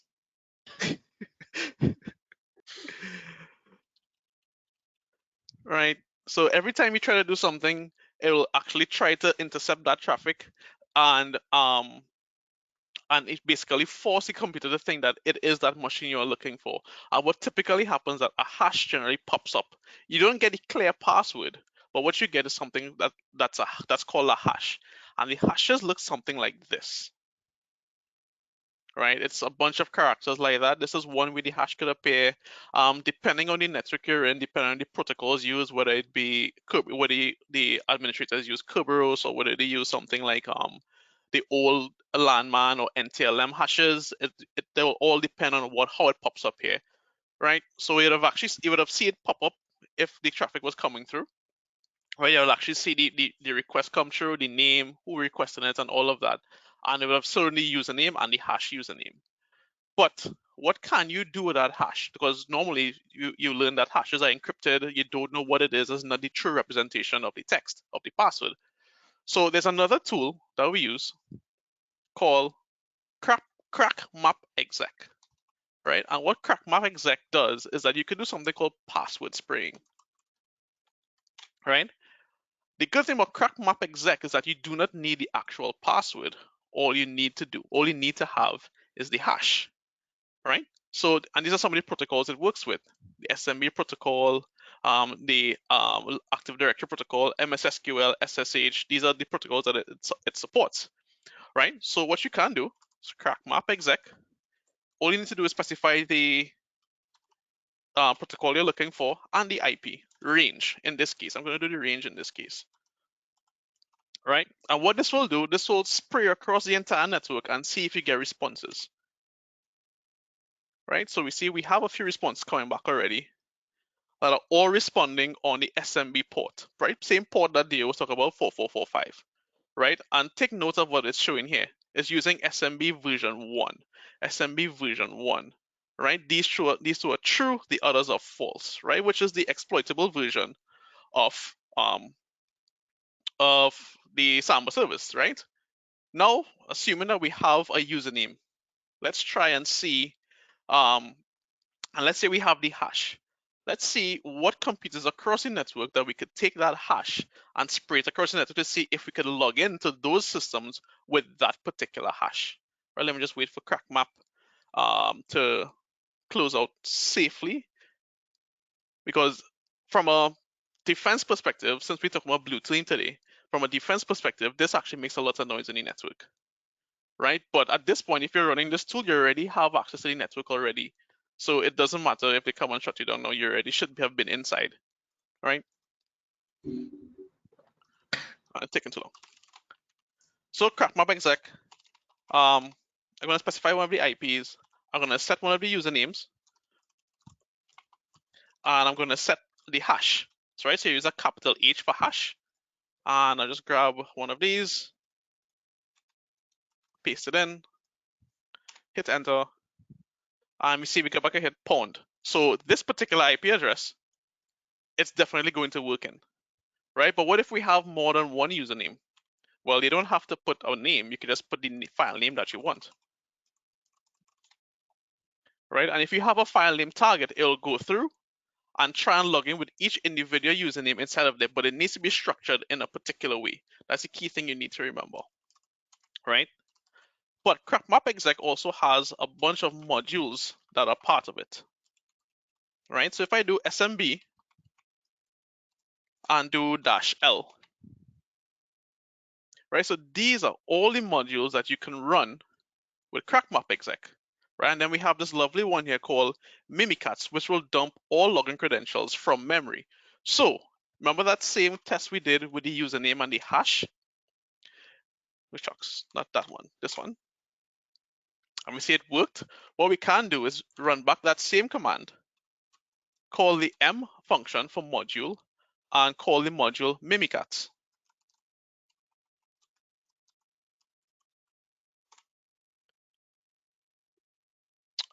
Port already in, oh, right. -S server port.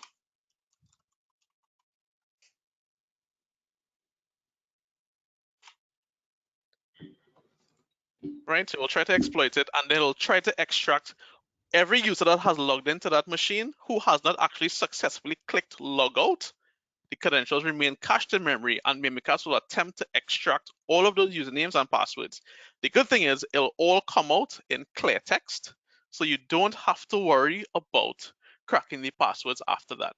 So now you literally have, picture this being a Active Directory server that just compromised. So everyone who have logged in for the morning, you'd have gotten everyone's credentials, just as simple as that, right? But again, SMB has way more modules. You could do things like wireless. So if it's a laptop that you've just compromised, you can get the wireless credentials of that particular machine. You could also do turn on RDP, so you can remote desktop into it. You could dump something called the LSAS, which also stores the credentials of logged in users. So if for some reason you can't get Mimikatz, you could also use LSAS. And there's a whole bunch of other commands here. Now, from this going into, so all of this allows you to get usernames and passwords so you can move laterally across the network, meaning that you don't have to get an admin account. You could just have this one account and try and do all these different things to probably create your own admin account in that case, right? But then lastly, to wrap up everything I'm talking about, is this lovely tool called Bloodhound, right? And what Bloodhound is basically an application that uses graph theory to show relationships between entities in an environment, right? So, you know, environments in Active Directory can get pretty large, right? So you could use something like Bloodhound. So I'll jump across my Windows machine, and it will show you, it could produce data like this for you, right? So if you notice, this is a domain, right? And this is a bunch of usernames. And it shows a relationship between the username and the domain and the group within the domain. So this says domain admins.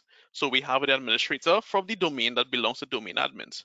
You could also come here to analysis, and there are a bunch of pre-built queries, and that's how Bloodhound works. It uses something called CyberFence queries, if I remember correctly, and on the backend database is something called Neo4j, and you could develop these kind of relationships and show you exactly what you call the kill chain or the path to a compromise, right? So this works great for both a blue team and a red team perspective, right? So I could say, okay, well, show me all the domain admins, well, this is only domain admins, and I could highlight a particular administrator and see, okay, well, what other groups does this particular person belong to, right? So David belongs to domain admins and domain users, right? And you can start drilling down further and further and further. Now, there are a bunch of pre-built ones here. So for example, find the computers where domain users are local admins. This is really good for a blue team perspective, right? So you select that query and you can see, well, okay, domain users, all domain users in this case have admin to this particular machine, which is probably not a good thing to be seen, right? And so on and so on. And you could find all of these interesting information. And this is all the parts that someone could take to get access to the machine. So this particular user, domain admins, which is the administrator who's a member of domain admins, currently has a session logged on to this particular machine. So if you have this user credential, then you know what machine you could log into, right? And you could start going across the entire network and mapping out everything across there, right? And it's really good. It's really, really good for the blue team and the red teamers. And this is an example of how big this can get, showing the level of details that are out there, right? So machine to who is actually logged in, to what group they belong to, and all of that. It shows everything, right? So this is Bloodhound, and there's another tool called Plumhound, which is still in development, but it is directed towards purple teaming, where it combines all the blue team stuff and red team stuff and actually shows you compromises and how it actually occurred and what ran. So it's really good from that aspect. And that's it from me for lateral movement, crack, and Bloodhound. Thank you very much, sir. Yeah, actually, from as you were saying, from a purple teaming perspective, this is actually pretty awesome. I think I saw a presentation on Plum from Black Hills InfoSec as well. So you guys out there, if you're not sure, you can actually search for Black Hills InfoSec. Just like how we do webinars and so on, they also do webinars with certificates as well, right? You can check them out. They're pretty awesome, guys. As you all can see for yourself, Alex is on a totally different level than the rest of humanity, I should say. All right. One of the finest pen testers we have probably in the world, I would say. I don't know. All right. Hush. Just relax. Yeah. Relax.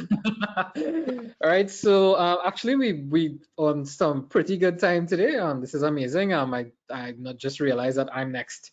All right. So let me change presenter to myself.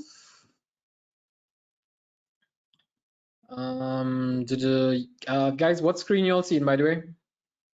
Portable hack and kits. All right. So we're not there just yet.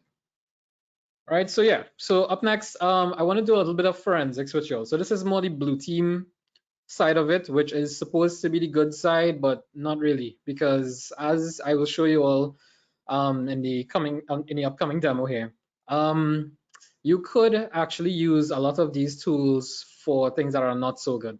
Because remember, with forensics and incident response, it is usually about finding a lot of information, right? Sifting through logs and even your RAM, right? If you all know about the RAM sticks and the RAM chips, the random access memory inside your laptops, your phones, your desktops, devices, smart devices, everything that can be networked or even run, it would have a certain amount of RAM in it, right? So the thing is, what a lot of people don't understand is that RAM actually stores everything that is currently happening on your computer. So once you have access any type of program, for example, let's say that you open up Microsoft Word, it pulls it from the hard drive, whether you have a mechanical hard drive or solid state hard drive, doesn't matter. It pulls it from the hard drive and stores it in RAM. So usually the more RAM that you have, the better off you will be in terms of speed of your computer, etc. But if we go back to what I said, everything that you are currently doing on your machine is actually stored in RAM. From the minute you put on your machine and log in, so your login passwords could be there, sites you've visited and entered passwords, maybe credit card information, you might find some of that stuff there, but you could find a lot of stuff inside the RAM. And the thing is, there are a lot of free tools that you could run on Windows, on Linux, to capture or create a RAM image. For example, let's say that Johnny is at EY and he goes out with Alex for a drink, lunchtime, they meet up with Joel. Johnny left his laptop open, right? And he didn't lock his laptop. And I happen to be passing by. And maybe I bring Dave with me, and Dave was like, hey, look, that's Johnny's laptop. Let's see what we can find, right? And we don't have to walk with anything. We could actually download a RAM capturer software. There is a software called RAM Capturer, and we could install that on Johnny's laptop and capture everything in his RAM that is currently happening there. And we could take that, go home, open up a tool, a forensics tool such as volatility, for example, and I could start analyzing everything inside of there, and I may find not necessarily his password in plain text, but I could find the hash of the password, which is just an algorithm that they run against the password to create something that is not easily readable. But still, right, we can find all of that stuff. So forensics, it can still be used as, you know, something malicious by hackers, by pen testers. So it is actually in your best interest as a pen tester, a penetration tester, or a cybersecurity professional to learn some of these tools, because you can learn a lot of these tools for hacking and pen testing as well. All right, so let me just share. Yeah, Vegas again. People might think I'm obsessed with Vegas, but I actually took that pic when I went to Vegas. Thanks for that, Johnny. Well, they told me I couldn't use any companies, so that's correct. I actually did tell them not to use any company before we get sued or get into trouble. So one of the tools, we're going to use 3 tools today. Well, 3 tools and a couple of things online. Right. So one of them, a lot of y'all might know about. It's a very common networking tool or cybersecurity tool called Wireshark. It really is more of a networking troubleshooting tool, right? And it's free for download at wireshark.org. You just have to know which version you would like to have. So if you have a 64-bit computer or a 32-bit computer, you want something that's portable for Mac. In Kali as well, it comes built in, and CSI Linux as well, it comes built in. All right, so I have Wireshark up and running here. Can you all see my screen with Wireshark? Yeah. Still see the slide there, Shiva. Still the slide? Yeah. All right, 1 second. Let me let me just change this. Right. So all right, so yeah, this is what I was talking about before with Wireshark, right? It's actually free to download. You just have to know, like I said, what infrastructure you have, whether it's 64-bit, 32-bit. But like I said, it is available in Linux, it's available in Windows, it comes built into Kali, and so on. Let me share the screen again and see if I can get Wireshark on the screen here. All right, so can you all see my Wireshark screen? Yep. All right, great. So yeah, this is a Wireshark interface. It's nothing very special, right? But usually what they present you with upon opening Wireshark is your adapters, right? So these are the adapters that I have there: USB capture, I have Ethernet, I also have Wi-Fi, right? My local area connections, because I have a lot of virtual machines. So you'll see one for VirtualBox, different virtual adapters. I have a lot of packet sniffers and so on inside of here as well. So you'll be seeing a lot of these things coming up here. If I just go to Wi-Fi, for example, I double click on Wi-Fi there, right? So what happens here is that this is my home network. This is what's going on my network itself. All right, so most of the times you will not be able to understand what's happening here, except maybe you could see source and destination, for example, right? Source IP address, destination IP address, the type of protocol that's happening here. So what's actually happening is that I'm performing what we call a packet capture. So I could use Wireshark to perform a packet capture of data either on my network or wherever I am. So suppose we decide to sit down at Rituals at Starbucks. I'm not getting into that discussion about Rituals versus Starbucks, but yeah, and I decide to run this on the network. So I decide to connect to that network, join this network, and then I will be able to see all the IP addresses and so on. I mean, this really doesn't show much information, or at least you might not think so. But if I just click on the stop capture button there, right, on any one of these packets, if I decide to click on protocol and sort, by protocol, different types of protocols, right? We have transport layer security, user datagram protocol, HTTPS, TCP, and these types of things.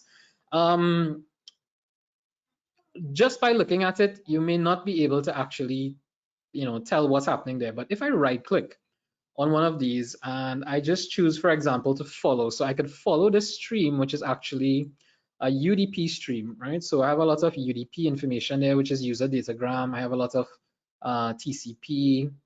I'm not really doing any browsing, but I'm seeing a lot of user datagram protocol here, UDP, because this is what we are running right now to stream when you go to webinar, right? So if I right click again and I choose follow the UDP stream, right, it will try and just give me a bunch of information here. I mean, it's not very useful information, but if I had some HTTP or HTTPS traffic, I could have actually perhaps seen some website information, login information, maybe if it wasn't encrypted.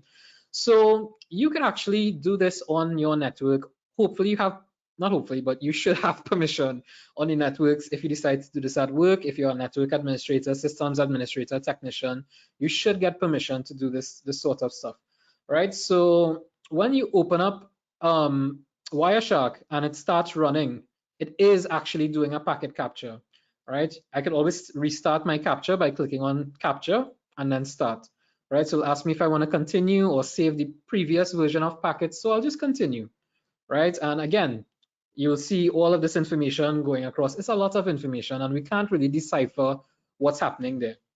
So why I wanted to show you all Wireshark, first of all, is because suppose I decided to do a packet capture. For example, if I click on stop, right, and capture, if I want to save this, I could actually choose to save my packet capture.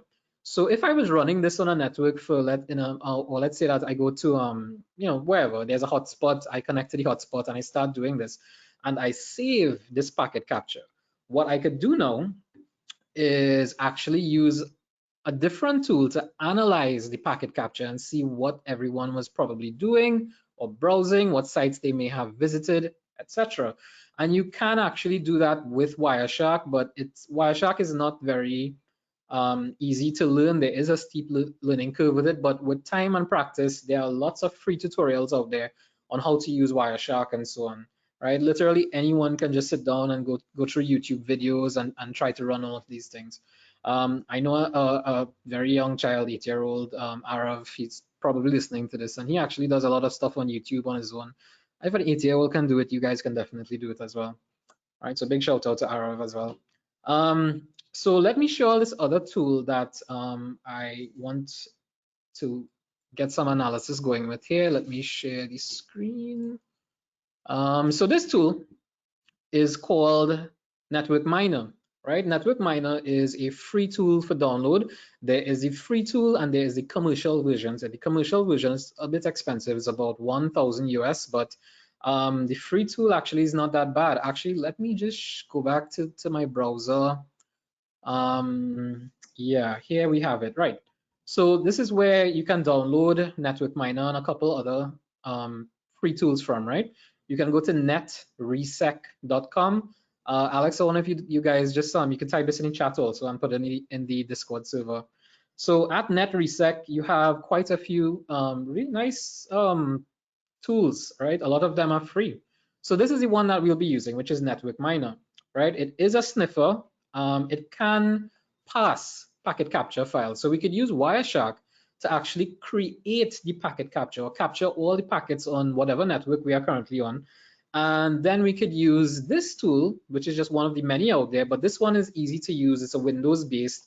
So literally anyone can download it and use it. And you can start creating or start doing your own packet analysis, for example, right? So they do give you a good bit of features in the free version, right? If you pay for the professional version, there's a lot of other things that you get inside of there, right? But oh, the price increased from 1,000 to 1,200 US. Wow, so it's not only KISS. Okay, great stuff. Right, so let me go back to Network Miner application and show you how this is done. So I actually downloaded a sample file of a packet capture. You will find hundreds, if not thousands, of these sample packet file or packet capture files out there, right? I think I downloaded this from malwaretrafficanalysis.com that I'll actually show you all after we do this. So let me show you all how easy this is to analyze this as compared to Wireshark, because when we looked at Wireshark, even though I right click on it, I chose follow stream, I really couldn't tell head from tail, as we would say inside Wireshark. So this is something much easier that anybody could use. For example, here, if I click on file and open, so if I already have a packet capture file here, so let's say that this actually is my packet capture file that from my own network or my work network, which I would have permission to capture, right? Literally, all I have to do is click on file, open, browse the packet capture file or the PCAP file, which is short for packet capture, and click on open. And this is it. It'll just load. It will populate everything inside of there that happened on the network while I was capturing this traffic. So yeah, I'm hoping that you all can see this. Can you guys see this, the network miner software? Yeah, see everything, all the IPs. Cool, yeah.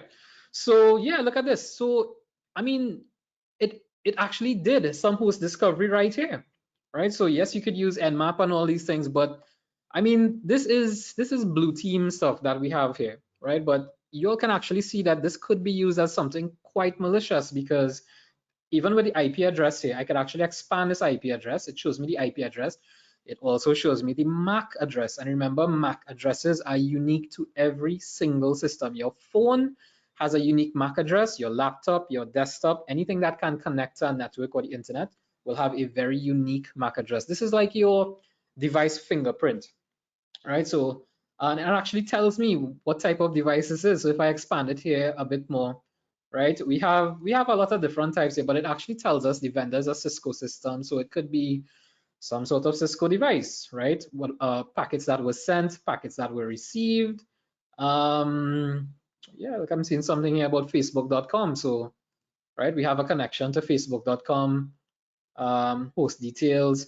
So pretty much what this will do is actually, first of all, in this tab with the hosts, it shows 161 entries for these hosts inside of here. So at some point in time during the packet capture, persons may have visited this site or may have made some sort of connection to the site, as the case may be, right? So I could go to the files here as well, and I could actually see what files were either uploaded, downloaded, or accessed across the network, right? With the source host, for example, they have it there. If I scroll across a little bit, right, you could actually see timestamps, right? It is actually showing where it was downloaded on my machine, for example, there too.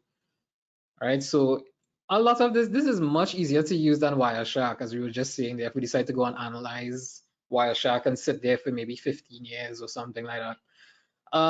We also have something very interesting, which is images. So all the images that were browsed as well. So you could actually see what people were browsing. I mean, people may not have downloaded these images. You have a lot of football teams here.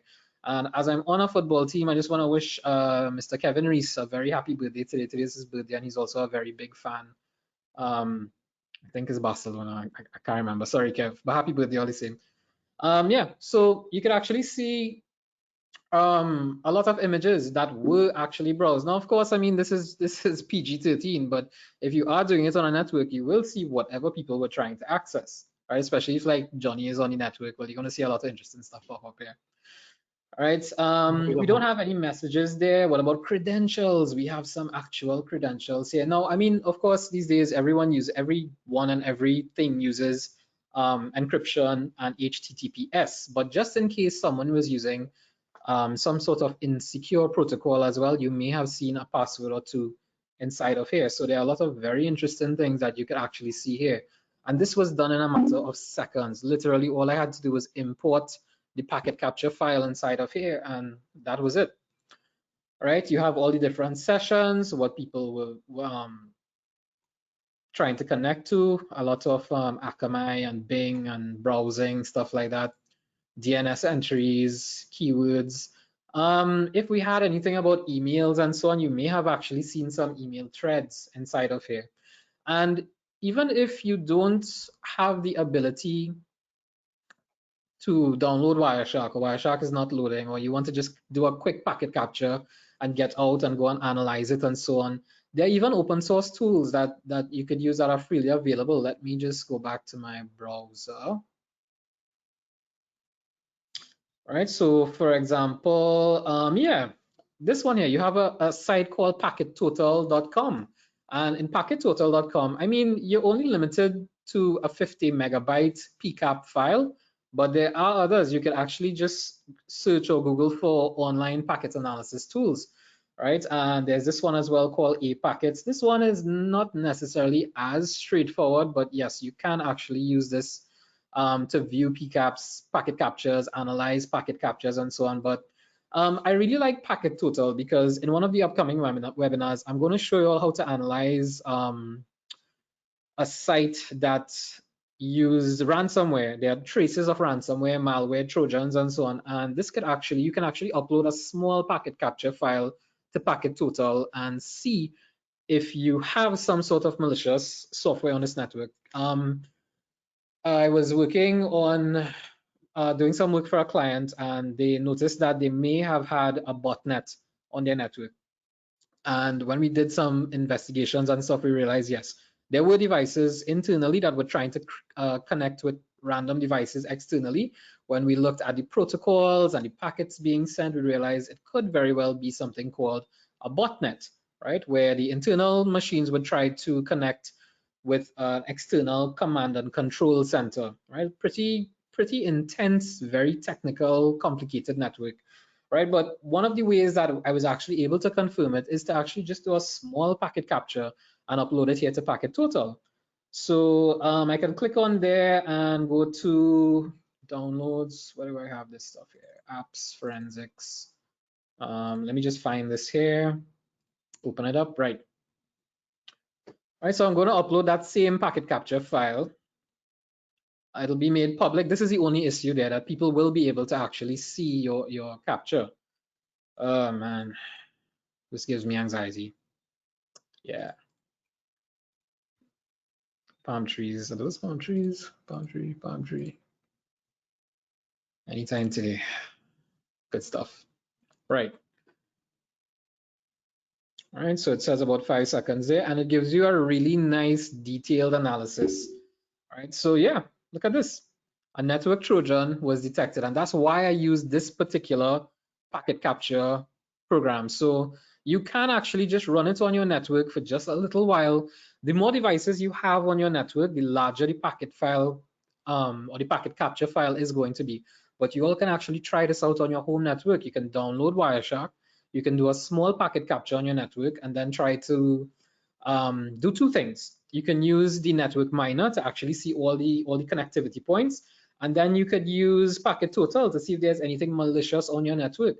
So there is something called the ET Trojan, right, which was detected on the network here, right? And the local address inside the network was 192.168.137.113, and the IP address that it's trying to connect to is 69.49115.40, right? And this can actually do some whois lookup. So whois lookup tries to find information on the network. It's sort of like a directory of internet addresses. So for example, I could say, who is that person who lives at the end of my street? This is the equivalent to a digital whois request, right? So it actually showed us the IP address there, the network range, the net name, mega tree, the registry, a little bit of information, right? So maybe that if you would like to report this particular domain, you could actually contact Aaron, which is, I think, the North American IP Internet Registry, right? And yeah, look how simple this was. It actually tells you the port that it's trying to connect to there. So for example, as Joel would have showed you all, where you could use the Net Discover tool in Kali. You could use Nmap in Kali, for example, and actually try to do a port scan or see, for example, which devices actually are trying to communicate through port 49311, and then we could narrow it down and say, okay, it's narrowed down to, for example, a laptop or a desktop, and then we could try running some further forensics on that. I could actually do capture some of the RAM. There's a tool by a company called Belkasoft. Belkasoft has a free RAM capture tool. I could probably do a RAM capture, open volatility in CSI Linux, and then from there, try and narrow it down. So this is the incident response and the forensic side of it. This is the blue team side of it. But again, it's important to understand both sides, or at least start off with the cybersecurity. So even if you want to start off small with something like the CompTIA Network Plus and the CompTIA Security Plus, you have these courses totally free at professormesser.com. And you can start from there and then work your way up from there and get into cybersecurity, then do a little bit of forensics. But to be an all-round cybersecurity professional, you do have to know both sides. So this is why purple teaming is so very important. I wouldn't say necessarily for companies, but for us as individuals and professionals, we should put ourselves in a position to be purple team assets. Because think about it, you can now then apply for a cybersecurity job, a pen tester job, or an incident response or forensics, digital forensics investigator. You have about 4 different careers right there. Granted, in Trinidad and Tobago, nobody's hiring. Outside, please reach outside. I actually got myself a little job outside as a mentor for a company called Springboard today, just by randomly applying on LinkedIn. Just try it out. What's the worst that could happen? They'll say no, you'll get some interview experience. The rejection will just be like, as they say, water off a duck's back. You wouldn't even bother with it after a while. And that's it there for my presentation. What I want to do is just show you all, and we want to talk a little bit about the hardware that you all could actually look into. Let me go back to my slide here. Okay, guys, you'll see in the PDF with portable hacking kits and stuff. Yeah, man. Yep. Yeah, so these are some hardware hacking tools. I think all of us, if not most of us here in the panel, we would have some of these things here. So for example, these tools are mine, my personal devices, right? So I have 3 Raspberry Pis. One of them disguised as a little mini Nintendo. It actually does run a lot of emulators on it, but it is a hacking device. It is a machine. The Raspberry Pis are computers. You can install Kali Linux on them. You can install Parrot on them, Ubuntu forensics.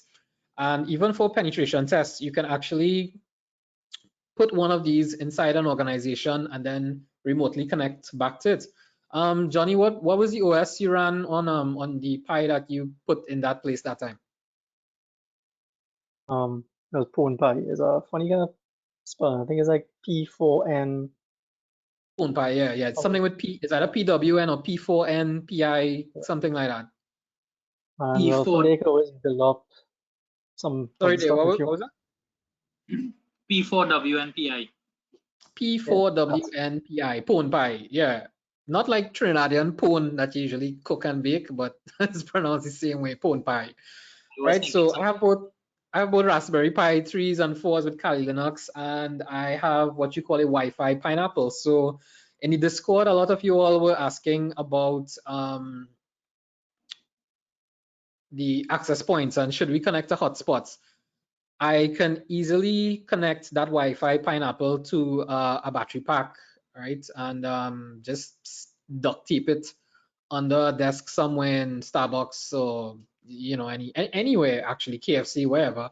And I can actually spoof their Wi-Fi. So we could actually change the Wi-Fi from whatever it is on the Wi-Fi pineapple. We could actually rename it to Starbucks and kick the official Starbucks network offline, and then from there we could actually do a lot of things. I don't think this Nano is for sale anymore. I actually got this. This was actually a gift from one of my students, Christian. Thank you very much for this, by the way. But if you go to Hack5, I believe Hack5 is spelled H-A-K. Oh yeah, look, Alex is actually showing his stuff there. That's actually, oh, so you have it connected to the battery pack. Awesome. Yeah, so he could actually just duct tape that somewhere on the table or somewhere inconspicuous. And as Alex showed you all just now, as Johnny showed you all before, as Dale, Joel, it really isn't that hard to get inside networks. The weakest link is somewhere, either maybe in an old router or weak password or something there. So on top of that, I also have this very cool watch. This is an actual wristwatch, right? It's a deauth watch, and you could use it to deauthenticate wireless devices. I'm not sure if you all could see this, but there's an option here for scan, select the access point, attack the access point, do packet monitoring, or when you need to disguise it, it could actually act as a real watch and just show you a clock. And people will be like, wow, that's a really cool watch, and not have any idea that you could actually bring down the entire network just using that. So, for example, at a client site, I would deauthenticate their wireless network, throw it offline, and then use my Wi-Fi Pineapple to spoof their network, have everyone jump onto that rogue access point which I created, and then start seeing a lot of information, even capture what we call the three-way handshakes as well, and try and crack passwords, for example. I think I paid about 40 to 50 US for this on Amazon. This pie was Shiva. probably about, sorry, yeah. Just a little reminder, Christmas is coming up. Yeah, so Yeah. if you guys want to buy me more stuff, that'd be awesome.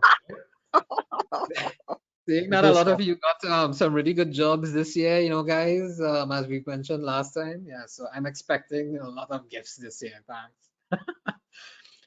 This is something else that I own. This is the OnePlus phone, and this is the portable version of Kali Linux called Kali NetHunter. So this is actually one of my phones that I have. So you don't necessarily even have to have a laptop.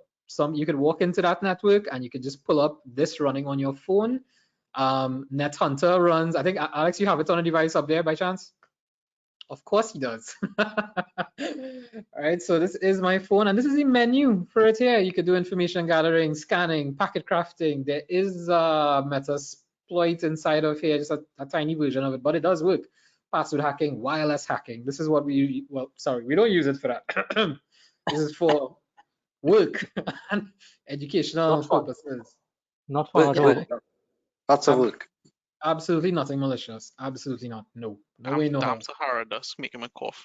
Yeah, yeah. It's, Shiva, So- this NetHunter, they have this NetHunter. Before you could only install it on the OnePlus and the Nexus. Now you could install it on anything Android. Any Android device. So this is actually the one that was created for the OnePlus One.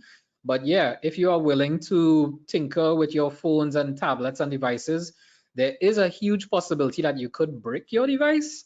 But if you're a techie like us, you will end up trying to install this on something. I mean, you haven't lived in the world of cybersecurity if you didn't brick a device while trying to install something on it. I think Alex bricked his PlayStation 3 trying to install Kali on it, if I remember correctly, Alex. Yeah. Kali everything. Good times, Well, guys. back then, Kali wasn't out. It was Backtrack.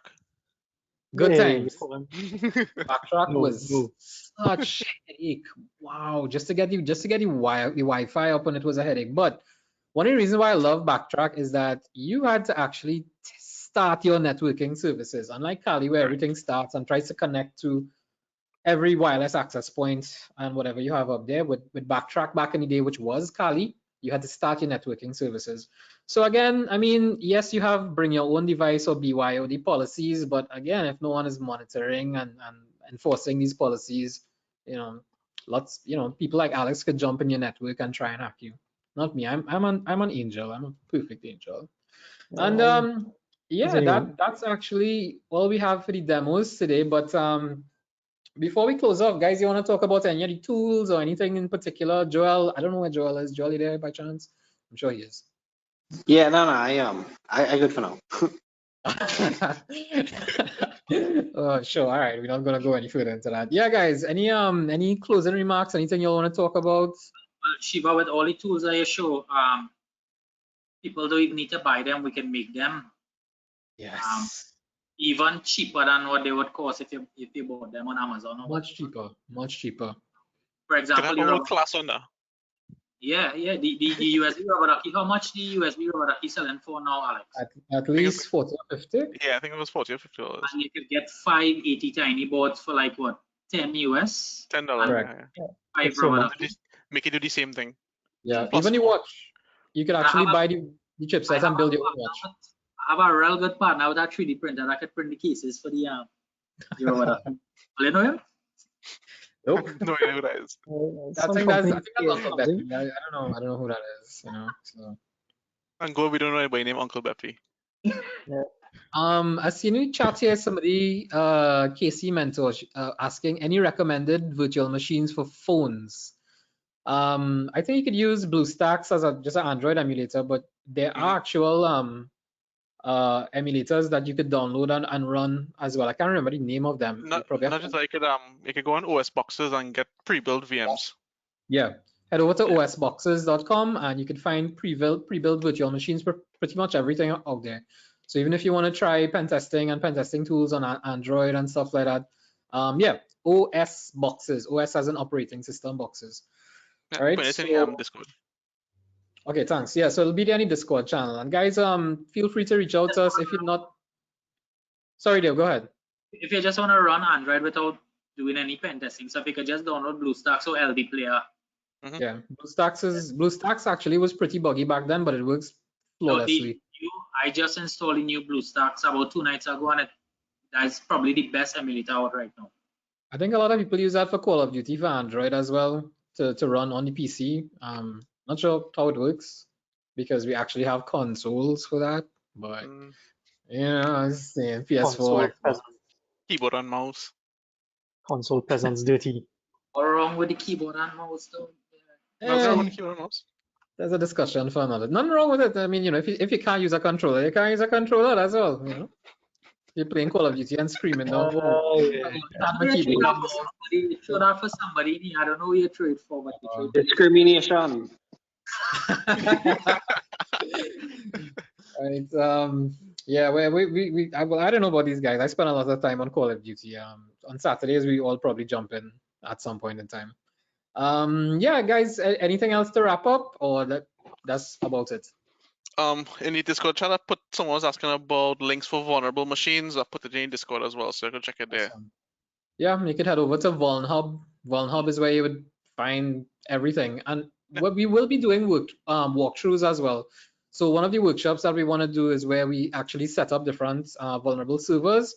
I mean, the next workshop that we will be having is how to actually set up your pen testing labs with Kali, Ubuntu, Parrot, and even CSI Linux as well, right? Because the prerequisites for some of these upcoming workshops is that you will need to have at least one of these operating systems with a vulnerable machine or vulnerable server or vulnerable device.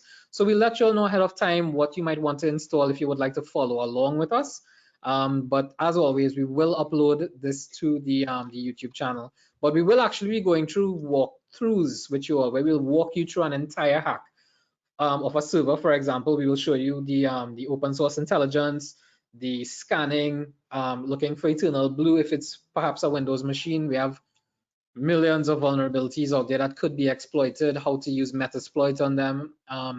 Eventually, we'll probably have one on how to do a penetration test report as well, right? But we have some really good stuff planned there. I mean, yes, we offer all of these in classes at CFSI, but we know times are hard, and this is our way of just trying to give back to you all. It will always be free. The entire CFSI CyberFence series will always be free for you guys. It's just our way of giving back. It's my way of trying to honor my dad, because he used to do a lot of this stuff when he was a teacher and when he was around. All right, so guys, thank you very, very much for your time. You will be getting the certificate. Well, I'm hoping you will get it within an hour. I did set it to email the certificates to you all an hour after the event ends. So just let me know if you all actually do receive it, so I could let GoToWebinar know if it's not happening. And you know, yeah, like I said, we were looking for sponsors before we decided, you know, sometimes you just have to do things yourself, right? Instead of depending on other people. So it's nice so that we now have up to 250 spots in these upcoming webinars. And from here on, we're just going to hit the ground running. We're going to do hacking. We're going to do full workshops on forensics. We will actually have regular webinars where we just discuss stuff. Next month, we have a very professional psychologist, and she will be here to talk to us a little bit about managing stress and how to deal with very stupid bosses. Just stress that, right? And you know, the pandemic stress, yeah, it doesn't matter if you're in IT or not, everybody's stressed out. I am dead tired. I may look it, I may not, I don't know, but I've been tired for the past decade, right? And we have a lot of different stresses. Cybersecurity is a lot of stress on top of what we have to go through on a regular basis. So She will be actually coming on, I think, in the latter part of October to actually do a webinar with us. But for every webinar and every workshop from now, you will all get certificates of attendance. So rack them up. They will come to you in PDF, print them out, put them in. You could put them up on LinkedIn. You could put them up on, attach them to your resumes and stuff. They will count for something, right? For all of our students as well, remember when you're applying for jobs, put us at references. The owner of CFSI is here, pen testers from Ernst & Young, network engineer from Fujitsu. We have Digicel, Fortinet. We have some pretty good people that you could use as reference here. To all our students, please always put our names. Just let us know in advance what you're applying for and where, so that we can make sure that we give you a very honest and excellent review. Right, guys, it's about 8:10. Thank you so much once again for joining us. Always a pleasure, gentlemen. Thank you very much. Joel, I know you're hiding, but I know you're there. So thank you, guys, and we'll keep in touch on the Discord channel. Right, remember, feel free to shoot me an email and stuff. If you all just want to reach out. I was making hot dogs. Sorry about that. Yeah, I'm sure you will. So on that note, all right, y'all can reach us. Follow us on the LinkedIn page as well, because we usually post the links to the webinar and the Discord channel first, and then we post it to LinkedIn, and then we post it on the CFSI page. So you could just search for only at CFSI on Facebook and Instagram, and you could give us a like there and connect with us. Feel free to reach out to us, right? I have had some calls with quite a few people this week trying to give them advice on what to do job-wise and so on. Let me know if you want me to just give you a call and we talk for a half hour, just have a chat or something. And yeah, that's it. So I'll stop yapping and let Joel handle his hot dog. And guys, I will see you all at the next webinar in October. Have a good one. Please be safe out there. We have Delta. Yet everybody's Hot dogs. Right, so Joel, enjoy your hot dog. Chocolate starfish water. And guys, yeah, so we'll see you all the next webinar. Thanks so much for joining us, guys. Really is hot dogs. Yeah, I'm sure it is, Joel. I'm sure it is. It's okay. No need to justify anything. Right. If any, I mean, y'all could log off and sign out. If anyone else has questions, you could type it. I guess. Still in chat. It's not a bad idea though. Actual hot dog. Yeah, sure. You made that real fast. Yeah, we made that